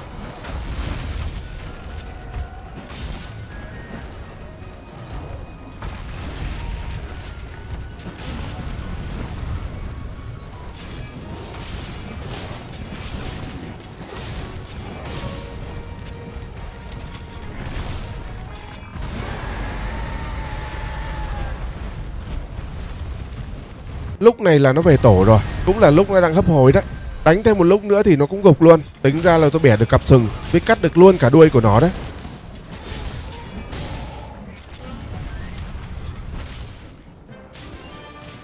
Sau khi đánh xong được 2 con quái thú đó thì cũng đã có đủ trình để nói chuyện với ông lão người tộc Long Nhân rồi. Bây giờ ông ấy sẽ nói cho bọn tôi biết sự thật về con Zora Magdaros. Con Zora nó đang đứng trên bờ vực cái chết, tức là sắp chết rồi đấy.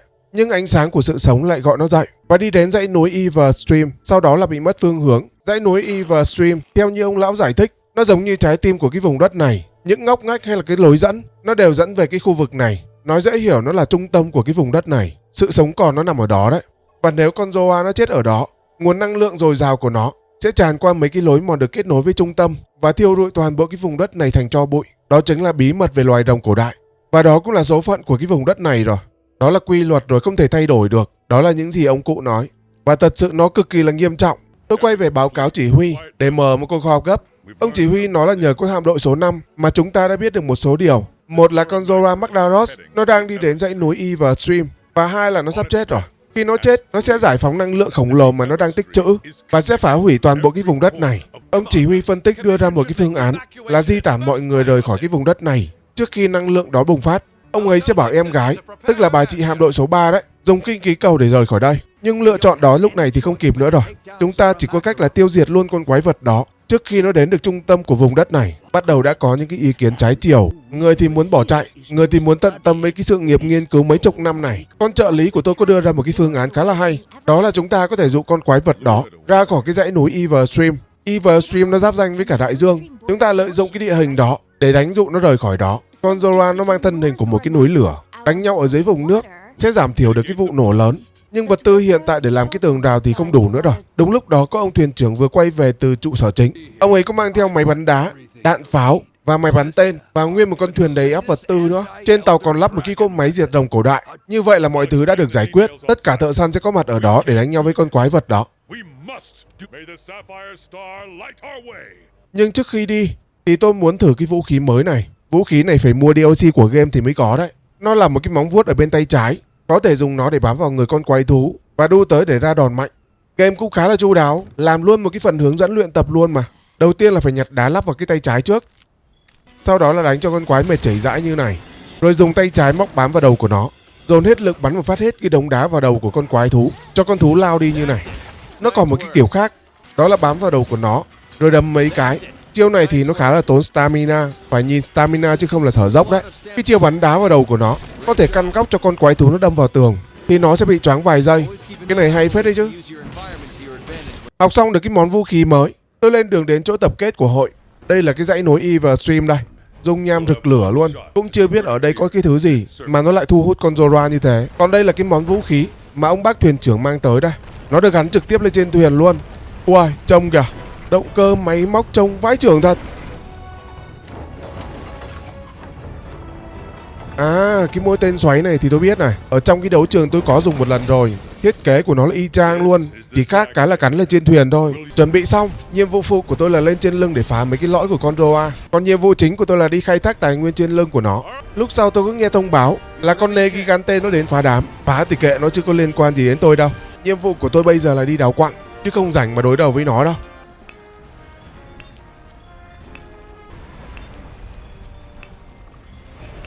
Sau khi phá xong được mấy cái mụn cóc của con Zoa thì tôi phải xuống dưới dùng pháo để bắn làm suy yếu nó trước.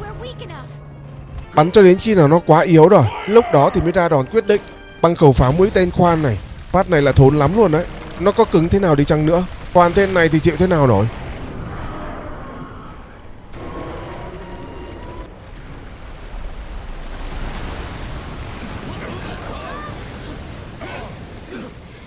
Ăn xong phát khoan đó là nó quay đầu bỏ đi luôn. Mặc dù không giết được nó, nhưng đánh đuổi nó đi được là được rồi. Cũng không biết là nó còn sống được bao lâu nữa. Nhưng mà con đó nó chết ở đâu thì cũng là một cái mối họa lớn đấy chứ. Hơn 40 năm cũng là lần đầu tiên những người trụ cột ở đây lại cảm thấy vui như này. Cũng là điều đáng mừng cho họ.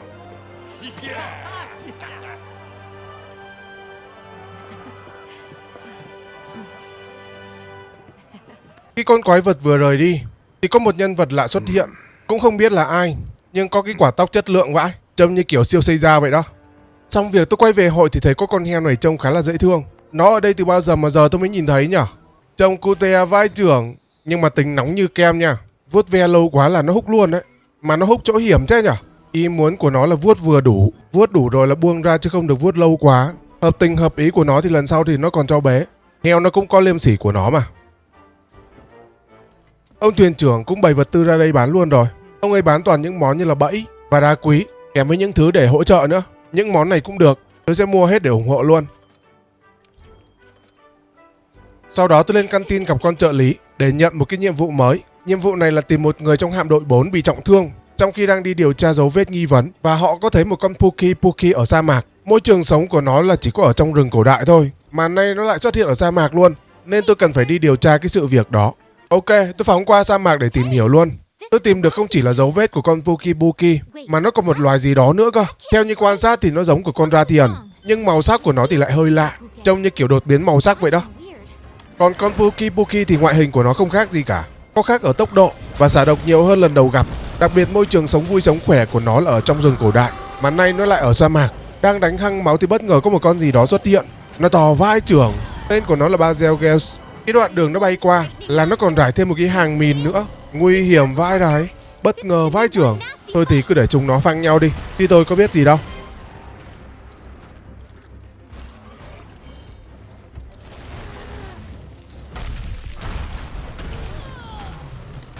Được một lúc thì con khốn đó cũng bỏ đi. Tôi tiếp tục công việc xử lý con Puki Puki. Con Puki này có thay đổi bao nhiêu đi chăng nữa thì đánh nhau với nó vẫn dễ chứ không khó.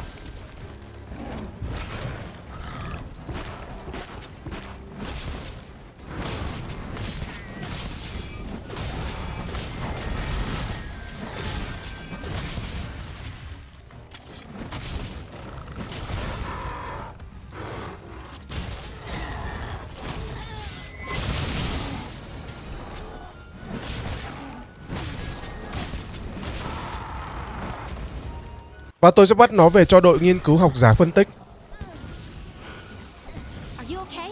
Xong việc tôi quay về tham dự một cuộc họp gấp của hội đồng quản trị. Sau khi giải quyết được vấn đề của con Joa Magdaros thì bắt đầu đã có những cái vấn đề nghiêm trọng xảy ra. Nhóm hiện trường báo cáo rằng họ thấy bọn quái vật có hành vi thay đổi lạ thường.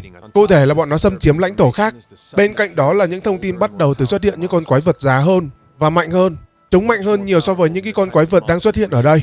Một số thợ săn trong hội liên tục bị trọng thương trở về. Sau khi tiếp nhận báo cáo, ông chỉ huy có 2 điều cần nói. Đầu tiên là những con quái vật nguy hiểm đó, ông sẽ cử một cái đội thợ săn tinh nhuệ nhất để đối phó với bọn chúng. Cụ thể đội thợ săn đó là một mình tôi đấy. Và 2 là chúng ta cần tiếp tục cái công việc của tiểu đoàn số 5 đang bỏ dở, là thu thập bằng chứng về con quái vật mới đó. Cụ thể là vẫn một mình tôi luôn. Kèm với đó là phải hết sức cẩn thận với những con quái vật mới nữa. Sau cuộc họp đó, những nhiệm vụ của tôi bây giờ đã được lên cấp bậc mới. Nó là 2 rank đấy. Nhiệm vụ sẽ nhiều sao hơn, độ khó sẽ căng hơn, và tất nhiên là đồ cũng sẽ ngon hơn nhiều. Sau đó tôi cũng nhận một vài nhiệm vụ phụ, đặc biệt là nhiệm vụ của nhà bếp này. Nhiệm vụ của nhà bếp khá là quan trọng nha. Khi làm xong thì nhà bếp sẽ được nâng cấp lên, đồ ăn sẽ xịn xò hơn, mỗi lần ăn thì chỉ số sẽ được nhiều hơn. Nhiệm vụ của bác mèo này cũng khá là đơn giản thôi, chỉ cần đi lấy 4 ký hóa thạch ở dưới thung lũng thối rữa là được rồi. Ngoài ra giáp trụ và vũ khí của tôi cũng được chuyển lên 2 rank rồi, toàn là giáp xịn thôi đấy. Nhưng nó vẫn chưa có mấy món 2 rank mà tôi đang cần, nên tạm thời thì tôi vẫn chưa chế gì cả. Ai à, đâu ra cái bộ hoa hòe này đây nhở? Bộ này hình như là của DLC đúng không? Khả năng đây là bộ tặng kèm DLC, giống như kiểu mồi nhử để mua thêm skin đây mà. Xem giáp xong tôi ngó qua cái danh sách nhiệm vụ chính. Hiện tại thì chưa có gì mới cả. Ở nhánh nhiệm vụ phụ thì đã có thêm, đặc biệt là những cái nhiệm vụ 6 sao. Có lẽ là tôi sẽ bắt đầu từ 4 sao trước. Mấy cái nhiệm vụ đấu trường thì tôi sẽ để làm sau nha. Nhiệm vụ phụ tiếp theo của mục 4 sao là nó yêu cầu tôi đi săn cặp Rathalos và Rathian đấy. Cặp đôi song sát này thì khá là khó rồi. Trong cái danh sách từ đầu đến giờ, tôi thấy mấy cái nhiệm vụ đi săn Rathian với cả Rathilot là khá là nhiều. Cảm giác như nó là biểu tượng của game hay gì đó anh em ạ. Vừa qua khu rừng tôi gặp ngay con Rathian trước. Tôi tính giết từng con một, nhưng mà điều đó thì lại không thể. Đang đánh con này hăng máu thì con Rathalos nó đến. Chắc thấy vợ bị đánh kêu la thảm thiết quá, nên là bay đến để hỗ trợ đây mà. Đánh một con đã vất vả rồi, đây lại còn phải đối đầu với 2 con một lúc nữa chứ. Đánh thêm một lúc thì lại có con Anjanat nó đến nữa. Đúng kiểu 3 đánh 1 không chột thì cũng què. Mẹ nó khó thật sự luôn đấy.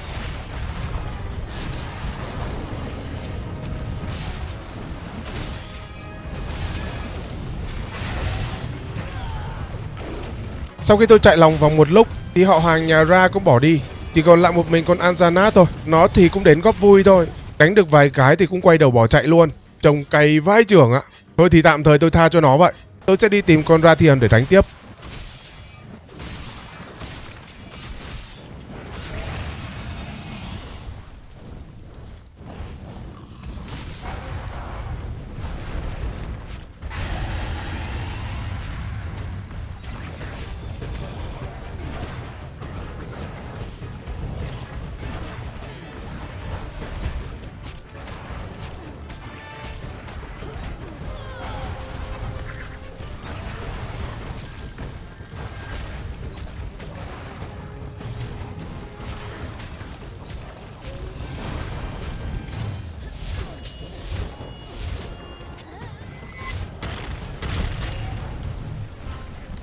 Lúc nó về tổ để hồi sức, tôi nhanh chóng lấy cái bẫy điện ra để giải quyết một con. Cứ tạm thời xử lý một con trước đã rồi tính tiếp. Vừa mới bắt xong con vợ thì thằng chồng nó quay về. Về đến nơi thì vợ nó bị bắt rồi còn đâu.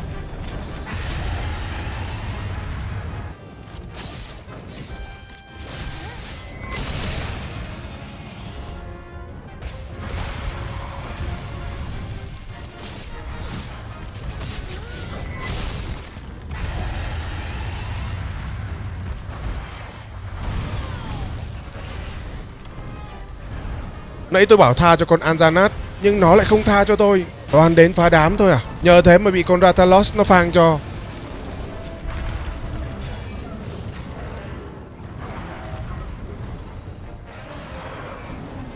Có điều tôi đứng xem thôi mà cũng bị dính chưởng nữa. Nó vả cho một phát đầu vãi chưởng.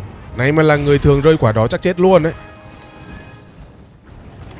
Mà chắc là tôi không tha cho con Anjanat nữa đâu.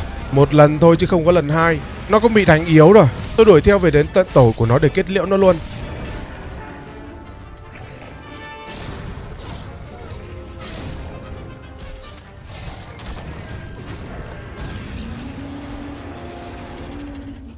Trong lúc đó thì con Rathalos cũng thế. Nó cũng hồi được một chút rồi.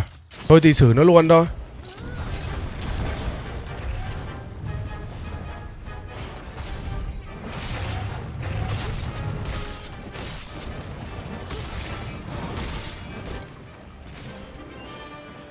Chuyến vừa rồi là tôi đánh được 3 con một lúc. Trông thế thôi chứ cũng mệt vãi chưởng anh em ạ. Đây là 3 con đó cũng chưa phải là khó lắm. Chỉ có mất thời gian chạy đi chạy lại thôi. Tiếp theo là nhiệm vụ đi săn con Puki Puki. Mấy con này thì bây giờ là dễ quá rồi. Chỉ không biết là phải săn bọn nó bao nhiêu lần nữa thôi. Xong con Puki thì lại đến con đầu đá. Xong con đầu đá là đến nhiệm vụ đi lấy hóa thạch dưới thung lũng thối rữa. Đi lấy mấy cái này thì cũng đơn giản thôi. Trên bản đồ nó hiện sẵn hết rồi. Ghim thẳng vị trí là đến tận nơi luôn. Tiếp theo là đi săn mấy con thằn lằn rắn mối. Khi tôi vừa mới giết nó xong thì con khốn lúc trước nó lại xuất hiện ở đây. Không hiểu sao con này chỗ nào nó cũng xuất hiện nhá. Chỗ nào cũng có dấu răng. Xong con rắn mối thì đến con xe lu này. Nó là nhiệm vụ 6 sao luôn đấy. Lần trước đánh thì còn đỡ. Ở nhiệm vụ 6 sao này nó trâu cực kỳ. Chỉ vì cái lớp giáp xương của nó thôi mà kiếm của tôi không biết mài bao nhiêu lần. Lúc trước thì có con Puki Puki chiếm địa bàn. Giờ thì lại đến con Anjanat nó sang khu sa mạc để chiếm luôn. Phiên bản này là của 2 rank. Nó mạnh hơn bên rừng cổ đại rất nhiều. Bản đồ của 2 rank hầu như con nào nó cũng mạnh thì phải.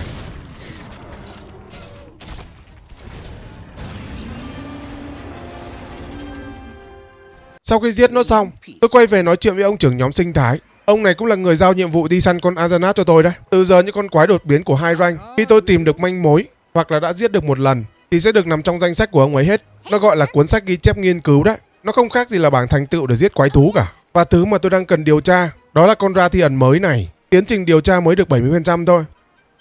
Danh sách nhiệm vụ 5 sao hiện tại chỉ còn săn 2 con Odon và con Rathalos nữa thôi. Thực ra 2 con này như cá nằm trên thớt rồi. Nó đang trong đấu trường luôn đấy. Còn bên phần của 6 sao thì còn 3 cái nhiệm vụ đơn giản nữa. Trong mấy cái nhiệm vụ đó có nhiệm vụ đi săn 10 con Gyros, mấy con thằn lằn rắn mối đấy. Tôi cứ tiện tay đi săn thêm con Odo ở 2 rank nữa để kiếm nguyên liệu làm giáp đấy. Vừa kiếm nguyên liệu mà vừa mở khóa giáp 2 rank luôn. Trong lúc đó tôi có gặp đồng loại của con Kiki. Tay nó có cầm vũ khí, không biết là môn phái gì, nhưng vừa mới nhìn thấy tôi là nó bỏ chạy mất dép luôn. Tôi dí theo nó vào trong một cái hang cùng ngõ hẻm. Có vẻ tiếp cận bọn này khá là khó đấy. Trong người tôi thì có một miếng thịt đùi. Tôi đặt nó xuống dưới đất ở gần đó để dụ nó ra, rồi núp vào một góc để quan sát. Sau khi ngửi thấy mùi thịt thơm, nó từ từ tiến tới, kèm với một đàn đồng bọn của nó nữa. Chắc bọn này cũng đói lâu ngày rồi. Giờ thấy thịt là sáng hết cả mắt lên. Ăn uống no nê xong, bọn nó mới mạnh dạn nói chuyện với con Kiki của tôi. Chúng nó giao tiếp với nhau bằng tiếng mèo. Và đây là thoại của mèo nói chuyện với nhau này. Mèo hoang nó bảo là chưa bao giờ nhìn thấy con quái vật nào như bọn tôi cả. Và đừng có hòng mà tranh giành đồ ăn với bọn nó. Bọn nó là cướp đấy. Con Kiki nó bảo là bọn tao không phải là Melster. Melster hình như là quái vật thì phải. Ngôn ngữ của mèo. Đọc buồn cười vậy. Và bọn tao thuộc ủy ban nghiên cứu. Mèo hoang nó bảo là nếu không phải là quái vật thì chúng mày hãy giải thích về cái ngoại hình gớm ghiếc của bọn mày đi. Và có phải thức ăn kia là của bọn mày để lại không? Con Kiki nó bảo là đó là một món quà của bọn tớ đấy. Các cậu có vẻ cần đến nó nhỉ? Mấy món ăn đó thì bọn tớ có thừa. Nói chuyện một hồi thì con mèo hoang cũng nhận ra được cái vấn đề. Bọn này không phải là xấu. Bọn nó ở dưới này thì đói khát, chỉ có trốn lui trốn lùi thôi. Nhiều lúc còn phải tranh giành đấu đá với nhau để có được bữa ăn nữa cơ. Và để cảm ơn vì đã giúp đỡ bọn nó đưa cho con Kiki của tôi một cái món đồ gì đó. Từ giờ bọn cướp này sẽ là bạn thân của con Kiki nhà tôi. Bạn thân chí cốt luôn nha. Và hình như là khi con Kiki nó xuống thung lũng này, nó có thể gọi bọn này ra để hỗ trợ được luôn. Mấy con Kiki nhà tôi được việc phết đấy chứ. À, tôi còn phát hiện ra một thứ khá là vui nữa. Mấy con heo đang lang thang này, tôi có thể leo lên trên người nó để cưỡi được. Chỉ có điều là không di chuyển được thôi. Tức là con heo này nó đang đi đến đâu thì tôi chỉ có ngồi lên trên lưng nó và đi theo quán tính của nó thôi. Trông cũng hài gión phết đấy chứ. Lúc sau tôi có về nói chuyện với con Kiki. Nó bảo tôi là còn nhớ cái bọn cướp ở dưới thung lũng thối rữa không? Ý của nó là cái bọn mèo hồi nãy đấy. Con Kiki nó tiếp xúc với bọn Meowster đó và được bọn nó dạy cho cách giao tiếp với bọn Gyros, tức là mấy con thằn lằn đấy. Nghe bất ngờ VL. Và lần tới xuống thung lũng, con Kiki nó sẽ cố gắng thuyết phục mấy bọn rắn mối đó gia nhập vào cái đội thám hiểm của chúng ta. Nó sẽ kể cho bọn rắn mối đó nghe về những cái chiến tích mà chúng ta đã đạt được. Có lẽ là bọn nó sẽ không cắn đuôi chúng ta nữa đâu. Nhờ ơn hưởng sái của con Kiki mà từ bây giờ tôi xuống dưới thung lũng này, tôi có thể gọi một con ra bất cứ lúc nào và có thể cưỡi được luôn. Nghe khá là thú vị đấy. Tôi chạy ra ngoài để gọi thử một con rắn mối ra để cưỡi thử thì nó cưỡi được thật. Ôi, nhà có con Kiki nở mày nở mặt ghê ấy trời. Có điều khi cưỡi bọn này thì nó không có đi theo ý muốn của mình. Mình ghim cái địa điểm nào ở trên map thì nó sẽ đi theo cái địa điểm đó thôi. Nhưng cũng vui phết đấy chứ. Sau chuyến đi săn vui vẻ đó, tôi quay về nhà rèn được 3 món giáp Odo của 2 rank. Chỉ còn thiếu 2 món của Rathalos ở 2 rank nữa thôi. Rathalos của 2 rank thì tôi chưa săn. Sắp tới kiểu gì cũng có nhiệm vụ để săn bọn nó à. Đồ tôi mặc hiện tại thì chủ yếu là chí mạng và sát thương từ vết thương thôi, chứ không có gì đặc sắc cả. Trong quá trình đó, bác học giả có nghiên cứu được con Rathian bí ẩn kia đang ở đâu luôn. Đúng là có ăn có học có khác. Vị trí nó đang ở là bên thung lũng san hô. Có báo cáo mới là ông chỉ huy gọi tôi liền. Ông ấy nói là đội nghiên cứu đã xác định được con thú bí ẩn kia đang ở đâu và cử tôi đến đó để xác định xem chúng ta đang đối mặt với thứ gì. Khi nào sẵn sàng thì có thể tham gia nhiệm vụ bất cứ lúc nào. Tôi thì đã sẵn sàng rồi. Lên căn tin làm một bữa no nê rồi lên đường thôi. Nhóm của tôi dùng thằn lằn bay để di chuyển. Đang ngó ngang ngó dọc thì bất ngờ có mấy quả cầu từ dưới đất phóng lên và một con Rathian từ dưới phóng lên. Cả đội giật hết cả mình luôn. Và nó là một con Rathian màu hồng luôn mà. Thú đột biến màu sắc à? Ôi, mà nó hung hăng ghê nhở. Nó dí gắt vãi chưởng. Thân thủ không thần thông cái thế thì làm sao mà sống được cái pha này.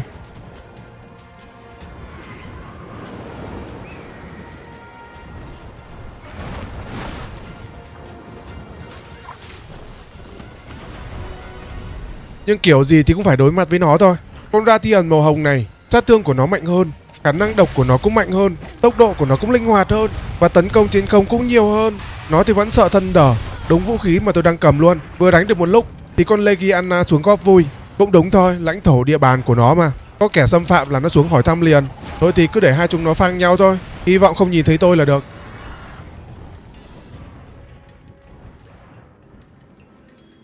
Đứng nhìn thật sự là cũng khó chịu lắm cơ.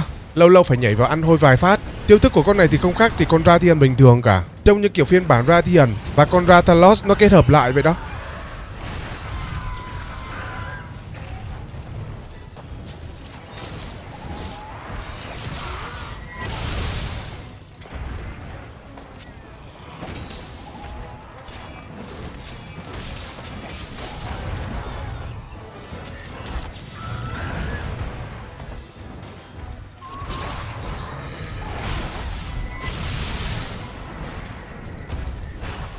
Đoạn này thì tôi có đá một con cóc gây mê. Thực ra lúc này thì tôi có thể bắt được luôn rồi đấy. Nhưng tôi thì lại không muốn bắt nó, mà tôi muốn giết nó luôn cơ. Trong quá trình đánh nhau với nó, tôi có phát hiện ra một cái kỹ năng mới mà đến bây giờ thì tôi mới biết luôn này. Hình như là do tôi mua DLC thì nó mới có cái chiêu này thì phải. Cái kiểu chém này sát thương khá là to, nhưng mà phải tích nộ đủ thì sát thương nó mới to được. Từ giờ thì tôi sẽ cố gắng tập luyện combo để sử dụng cái chiêu này nhiều hơn.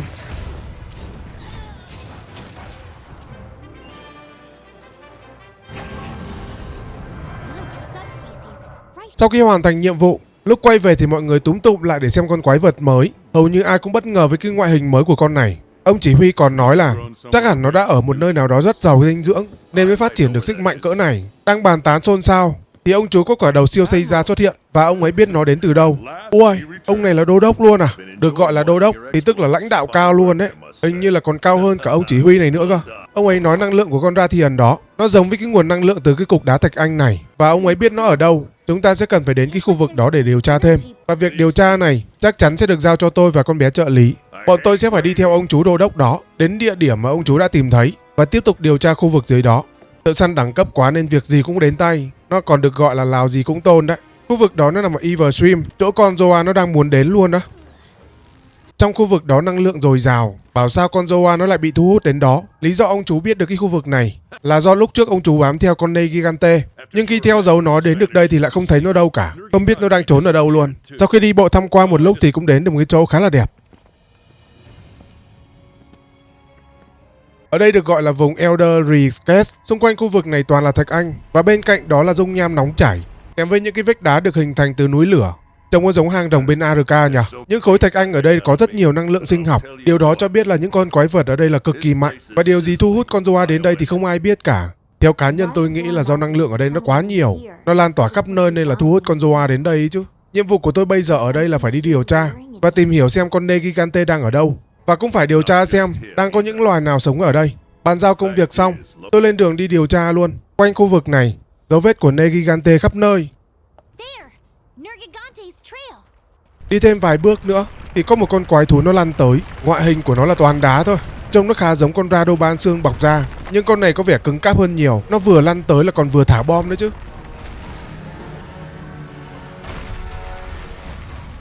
Tên của nó là Uraban, cấp độ của nó là 4 sao 2 rank. Điểm đặc trưng là có lớp da dày, trông như một cái bánh xe, và nó cũng là một chuyên gia sử dụng chất nổ để tấn công. Điểm yếu nguyên tố của nó là sợ nước. Bộ phận điểm yếu là cằm, có thể làm giảm hiệu quả tấn công và tạo cơ hội sát thương cao hơn khi đánh vào đó. Đánh vào chân thì có thể làm ngã nó. Đuôi của nó thì có thể cắt để giảm phạm vi tấn công của nó nữa. Vừa mới đến nơi chưa kịp tham quan gì cả thì đã gặp một con quái vật hạng nặng như này rồi.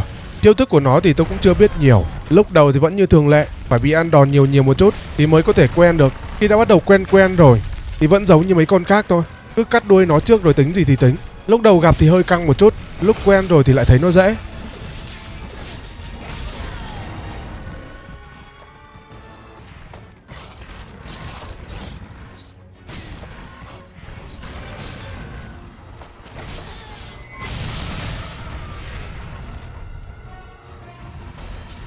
Sau khi dắt nhau chạy vòng map thì nó cũng về tổ để ngủ rồi. Tôi thì không có cái thói quen bắt sống, cho nên tôi chỉ có giết và giết thôi.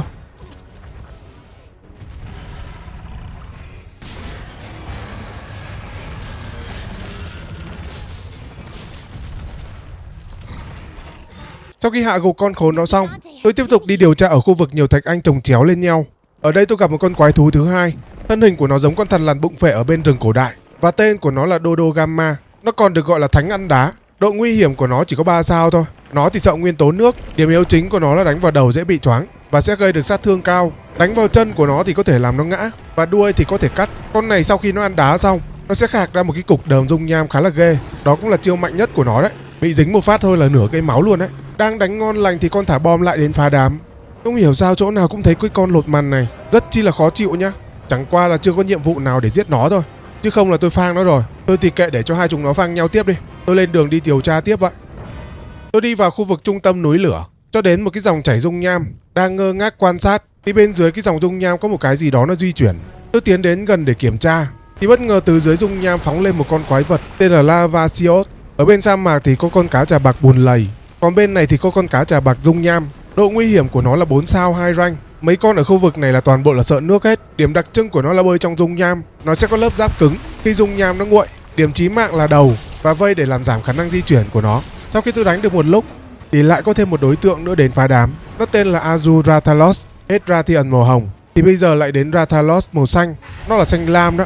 Nhìn màu của lava nó hắt lên tưởng đâu nó màu đỏ, nhưng thực ra nó là xanh lam đó. Cấp độ nguy hiểm của nó là 5 sao 2 rank luôn. Điểm đặc trưng của con này là chỉ tấn công ở trên không thôi, tức là lúc nào đánh nhau là nó cũng chỉ có bay thôi đó. Nghe thôi là đã thấy khó chịu rồi. Điểm yếu chính của nó là chỉ có đầu thôi, còn lại là phần nào cũng cứng cả. Chém vào thân nhiều khi là không ăn sát thương luôn, chỉ có đầu với cái chỏm đuôi của nó thôi. Tôi định giết con cá trà bạc kia nhưng mà không thành công rồi. Tôi thì kệ để cho hai chúng nó đánh nhau thôi. Lúc nào có nhiệm vụ thì kiểu gì tôi cũng phải giết nó mà. Bây giờ đánh thì cũng chưa có ích lợi gì đâu. Việc điều tra về Negigante cũng đã xong. Tôi được chỉ huy gọi về vì có điều quan trọng hơn. Bên đội hiện trường có báo về là rồng cổ đại đang xuất hiện ở khắp nơi trên khu vực. Điều đó nó có liên quan đến Negigante, cho nên giao thêm cho tôi nhiệm vụ điều tra kỹ hơn về nó. Tiện thể tôi nhận luôn những nhiệm vụ phụ của mọi người trong làng nữa. Trong làng này có mỗi tôi là thợ săn thôi, cho nên là tôi phải làm hết. Trước khi tiếp tục với nhiệm vụ đi săn Negigante, tôi có đá qua một vài cái nhiệm vụ phụ để kiếm thêm nguyên liệu làm giáp. Vì hiện tại tôi vẫn còn đang hơi yếu. Những con quái thú trước đó tôi gặp bây giờ nó đã nằm trong danh sách nhiệm vụ hết rồi. Cứ từ từ mà thưởng thức từng con thôi. Kỹ năng thì cũng đánh sơ sơ qua rồi, cho nên mọi thứ nó cũng dễ dàng hơn hẳn. Và đây là nhiệm vụ săn con Rathalos đầu tiên của 2 rank.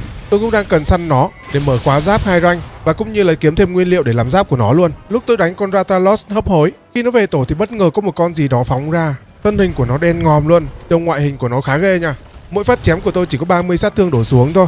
Còn nó quật phát nào là thốn phát đó. Không biết nó là giống loài gì, nhưng trông nó khá ghê. Tôi cũng không biết tại sao nó xuất hiện ở đây nữa. Nó đánh con Rathalos như con luôn mà. Con này tôi nghĩ nó phải còn trên 2 rank luôn đấy chứ. Lúc con Rathalos nó sắp chết, may sao thì nó lại quay ra tìm tôi. Tôi chém có thêm vài nhát nữa thì cũng xong nhiệm vụ luôn.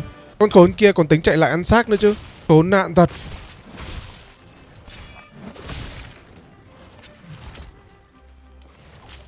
Sau khi xong việc tôi quay về báo cáo chỉ huy về con quái vật mới đó. Theo như các học giả nghiên cứu được, tên của nó là Devil Jiho, một con quái thú được mệnh danh là kẻ hủy diệt lang thang. Nó có thể xuất hiện ở khắp mọi nơi trên khu vực. Nó thuộc dòng nguyên tố rồng. Nó không khác gì là một cơn ác mộng cả. Sự hiện diện của nó ở đây là mối đe dọa khủng khiếp đến hệ sinh thái, không thua kém bất kỳ một con rồng cổ đại nào cả. Thậm chí nó còn tệ hơn nữa ấy. 3 học giả này sẽ được giao nhiệm vụ phụ trách nghiên cứu về con đó. Còn tôi sẽ hỗ trợ điều tra và báo cáo lại cho 3 người họ. Sau chuyến săn con Rathalos vừa rồi, tôi vừa đủ nguyên liệu để làm 2 món giáp, áo và nón của Rathalos. Đây là giáp cấp 2 rank luôn đấy. Giáp 2 rank thì nó có 2 loại. Một loại là alpha và một loại beta. Loại alpha thì không có khảm ngọc được, nhưng đổi lại nó có sẵn 2 dòng búp. Còn loại beta thì nó sẽ có một dòng búp kèm với một dòng để khảm ngọc. Tôi thì sẽ chọn B để khảm ngọc theo ý muốn của mình. Nhờ chăm chỉ làm nhiệm vụ 2 rank, tôi có sưu tầm được khá là nhiều ngọc ở đây. Ngọc tôi khảm chủ yếu là chí mạng thôi. Dùng kiếm thì phải có chí mạng thì mới ngon được. Khi tôi mặc 3 món Odo, nó sẽ kích hoạt hiệu ứng làm choáng và gia tăng thêm sức tấn công.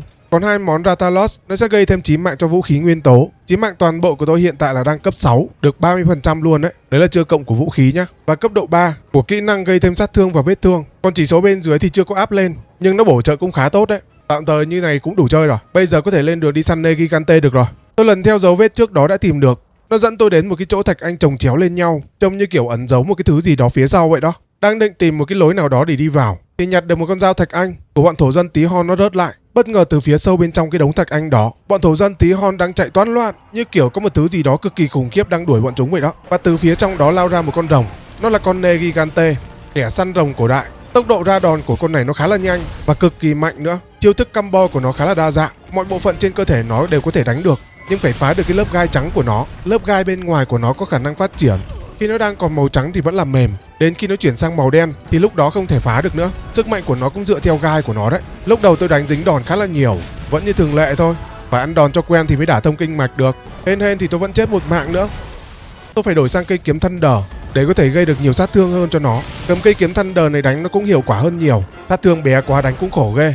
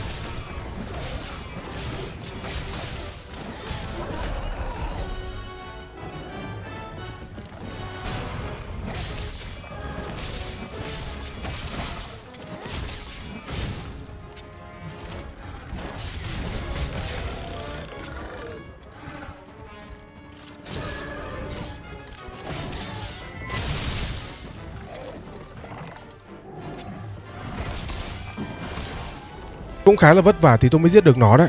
Trong lúc tôi đang hì hục đi săn con Negigante thì bà cô hạm đội số 3 có phát hiện ra một cái điều bí ẩn gì đó ở dưới khu vực thung lũng thối rữa. Nó là một cái hang ổ của một con gì đó.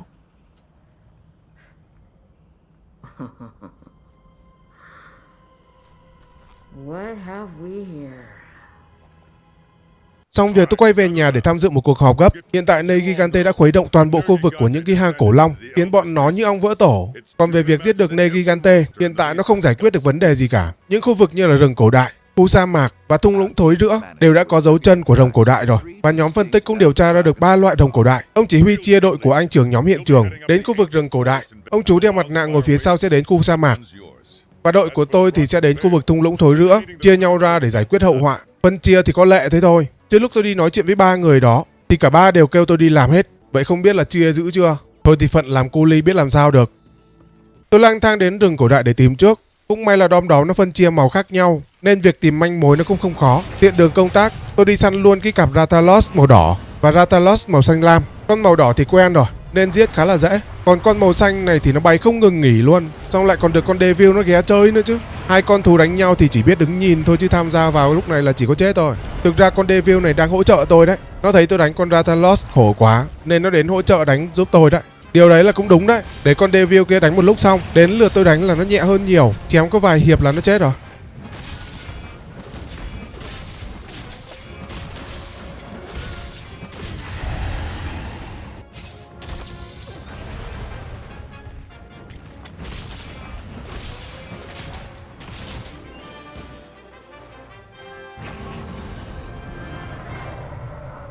Sau khi hoàn thành được cái manh mối bên rừng cổ đại, tôi tiếp tục sang khu vực thung lũng thối rữa để tìm tiếp. Trong lúc tôi đang đánh giải trí với mấy con rắn mối thì con Kiki nó phát hiện ra bạn nó trong cái đám đó. Đang đánh nhau là hai thằng nhận ra nhau luôn. Thế là con Kiki rủ bạn nó đi đánh nhau cùng luôn kìa. Được của lò, đứa con ngoại ngữ nó sang hơn hẳn. Không những là nó có thể gọi bạn nó đi cùng được nha, mà thậm chí là con Kiki nó cưỡi luôn bạn nó cơ. Trông như kiểu thành gióng vậy đó. Xong còn được trang bị cái bộ đồ của Ney Gigante, trông nó ngầu vãi đài. Con Kiki nó hơn tôi ở cái ngoại ngữ đây anh em ạ. Tôi làm sao có đủ trình để cưỡi con đó được.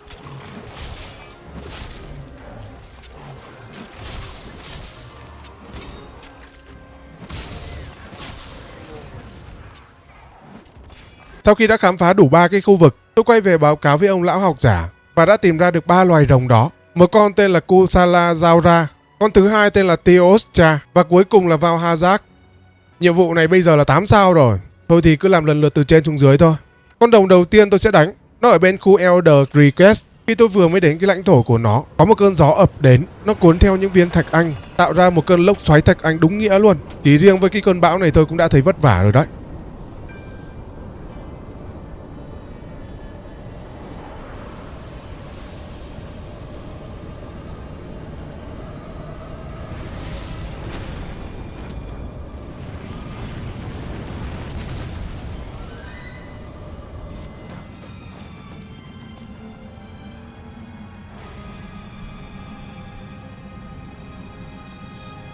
Và đây là Kusala Zaura.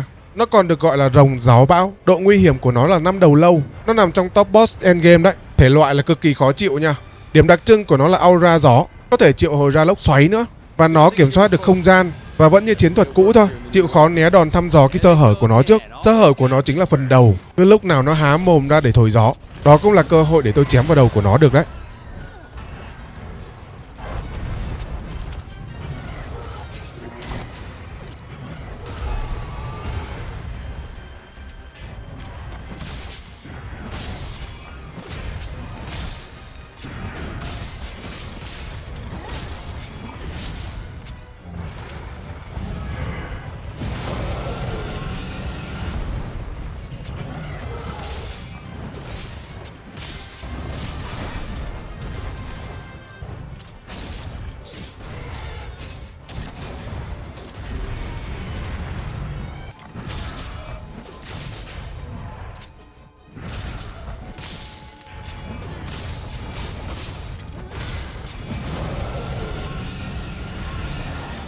Tôi đánh cho đến khi nó suy yếu, nó về tổ để hồi sức. Đây mới là địa bàn chính của nó này.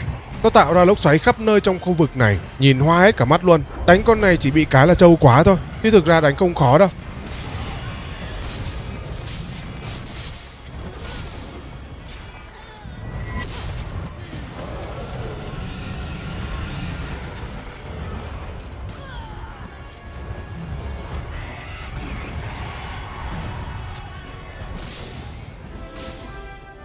Sau khi xong con rồng gió, tiếp theo là đến con rồng đang sống trong vùng dung nham. Khi chỉ vừa mới đến cửa hang của nó thôi là tôi đã bị nó phát hiện rồi. Nó khò lửa trong một phát là muốn cháy da cháy thịt luôn mà. Bị phát hiện rồi thì ra đối đầu với nó luôn thôi. Và đây chính là khuôn mặt của nó. Tên của nó là Theostra. Độ nguy hiểm của nó là 5 đầu lâu, cũng thuộc trong danh sách boss endgame đó. Điểm đặc trưng là aura lửa, có thể tạo ra bụi nổ. Và chiêu cuối của nó là Supernova. Nó sợ nước và điểm yếu chính là đầu và cánh. Con này lúc đầu chưa quen đánh cũng khá là khó đấy. Nó cứ nhảy qua nhảy lại rồi tạo ra khói lửa mù mịt, đánh trong cái môi trường này đúng khó chịu luôn. Rồi vừa mới vào nó chơi luôn một cái chiêu cuối, nổ một phát mà tí chết luôn mà. Lúc nó gồng lên tôi còn không biết nó đang làm gì cơ. Cũng may là pha đó mém chết thôi. Nhưng ở lần 2 thì không hên được như thế nữa. Trước khi chơi chiêu cuối, nó rải chất nổ cho tôi 2 phát liên tiếp. Cứ bị dính 2 đòn liên tiếp là đứng choáng như này đây. Choáng rất lâu nhá. Nhân cơ hội đó nó gồng một phát chiêu cuối. Tôi vừa mới kịp tỉnh lại nhưng mà chạy không kịp. Thế là được một vé về trại nhanh luôn. Lúc sau quay lại thì tôi có đánh cẩn thận hơn một chút, không chém tham rồi để chết oan nữa. Có vài chiêu khạc lửa khó quá thì chịu thôi.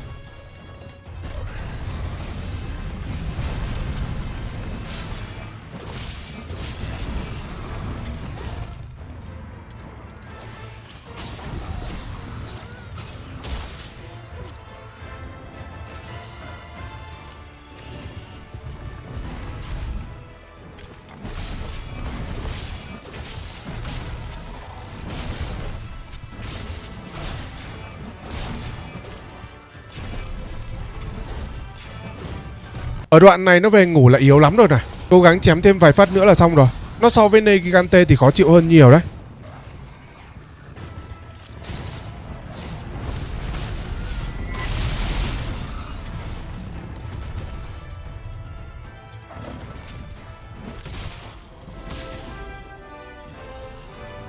Con rồng thứ ba là khu vực thung lũng thối rữa.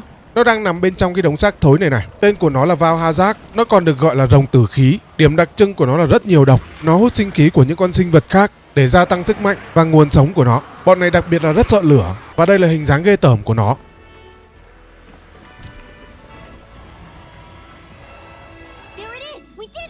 Ban đầu tôi nghĩ nó là một con rồng cực kỳ khó, nhưng lúc đánh nhau thì tôi lại thấy nó hơi dễ. Nó còn dễ hơn hai con trước rất nhiều luôn đấy chứ. Chỉ có một điểm chí mạng nhất là khi bị dính khí độc của nó thì tôi sẽ bị dính một cái hiệu ứng gì đó, bị mất một nửa máu luôn. Nhưng được cái là đòn tấn công của này nó khá là chậm, chỉ cần đứng dưới bụng của nó thôi là không vấn đề gì cả. Tôi còn đang cầm cây kiếm độc nữa, cho nên chém cũng khá là thốn đấy. Theo như tôi biết thì vũ khí có nguyên tố độc, hầu như con nào nó cũng có khả năng bị dính cả.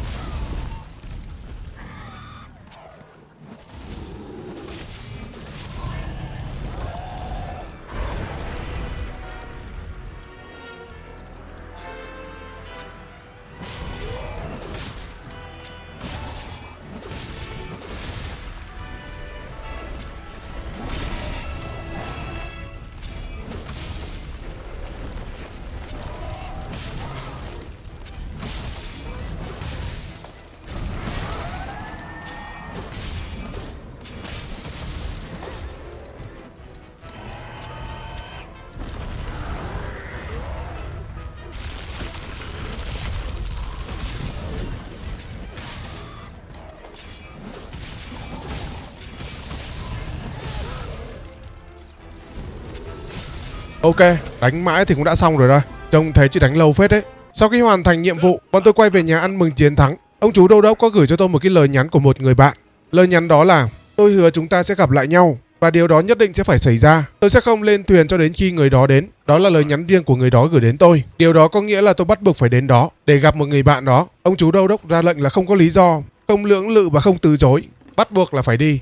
Khi đến nơi thì mới biết, hóa ra là ông chú mà tôi đã từng gặp ở khu sa mạc. Lúc lần đầu tôi gặp con đầu đá đấy. Lần đó ông ấy có hứa là chúng ta sẽ gặp lại. Và hiện tại là đúng theo lời hứa rồi. Lý do ông ấy đang có mặt ở đây là vì ông ấy đã phát hiện ra một cái luồng năng lượng cực kỳ mạnh ở đây. Nó nằm bên dưới cái thung lũng. Và năng lượng đó nó đang lan tỏa ra khắp lục địa. Ông ấy đi theo cái nguồn năng lượng đó và tìm được đến chỗ này. Chỗ này nó gọi là trung tâm của mọi vấn đề đó. Và nguồn năng lượng đó nó ở cuối con sông này.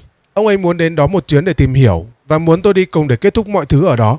Nói chuyện xong bọn tôi nhanh chóng lên trên thuyền để đi tiếp. Để con trợ lý ở nhà cho đỡ vướng chân vướng tay.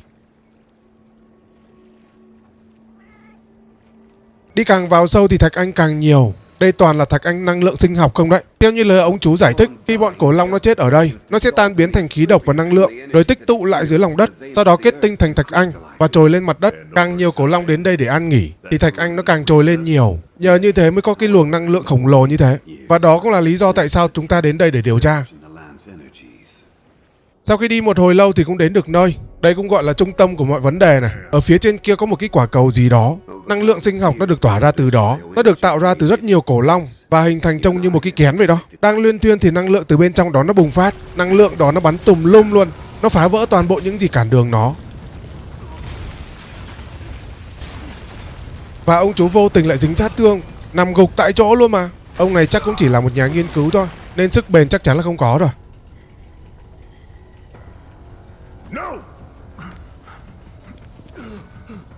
Và từ bên trong cái kén đó, sau khi bùng phát năng lượng thì nó nở ra một con rồng to vật vã. Con rồng đó có 6 mắt và trong suốt nữa. Ui, má chồng nó ngầu chưa cả.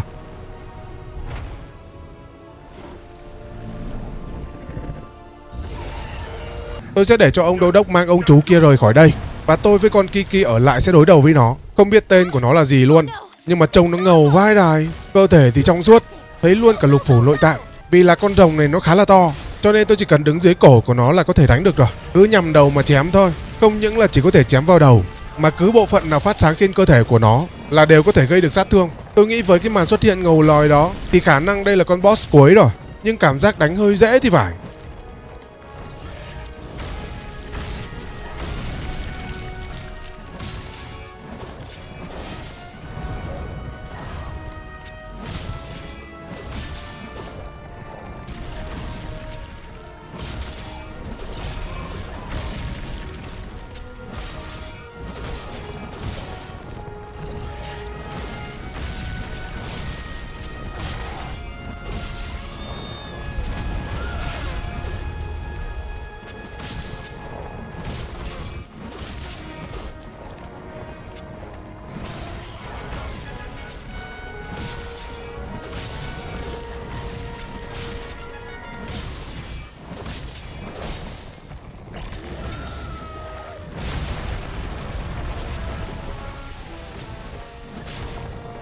Sau khi đánh được một lúc thì nó gầm lên một tiếng, báo hiệu là phase 2 đã đến.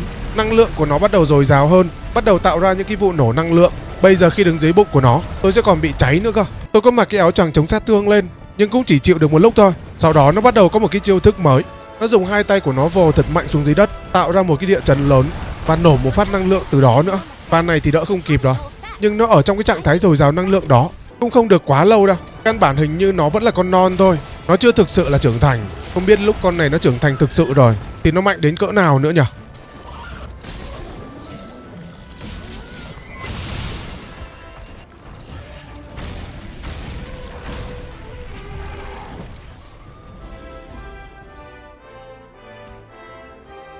Pard, you okay?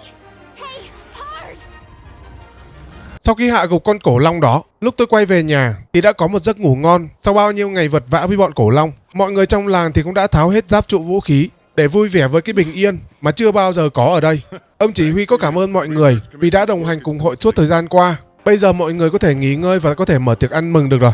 Tối hôm đó làng có mở tiệc ăn mừng lớn. Cheers! Ây à, ông chú này thế mà vẫn còn sống nhỉ? Cũng may mắn phết đấy chứ. Thank you.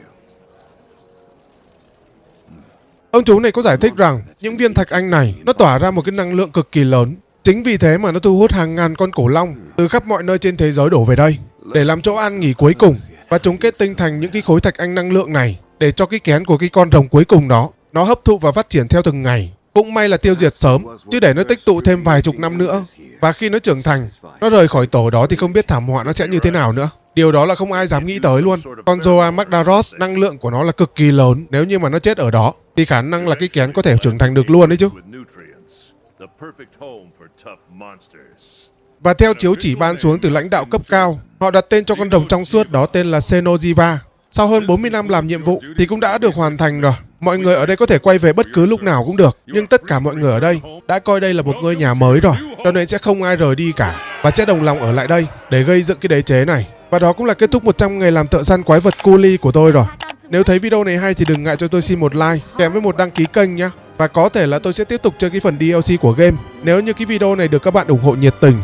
Cảm ơn các bạn đã xem video. Xin chào và hẹn gặp lại ở video tiếp theo. Bye bye.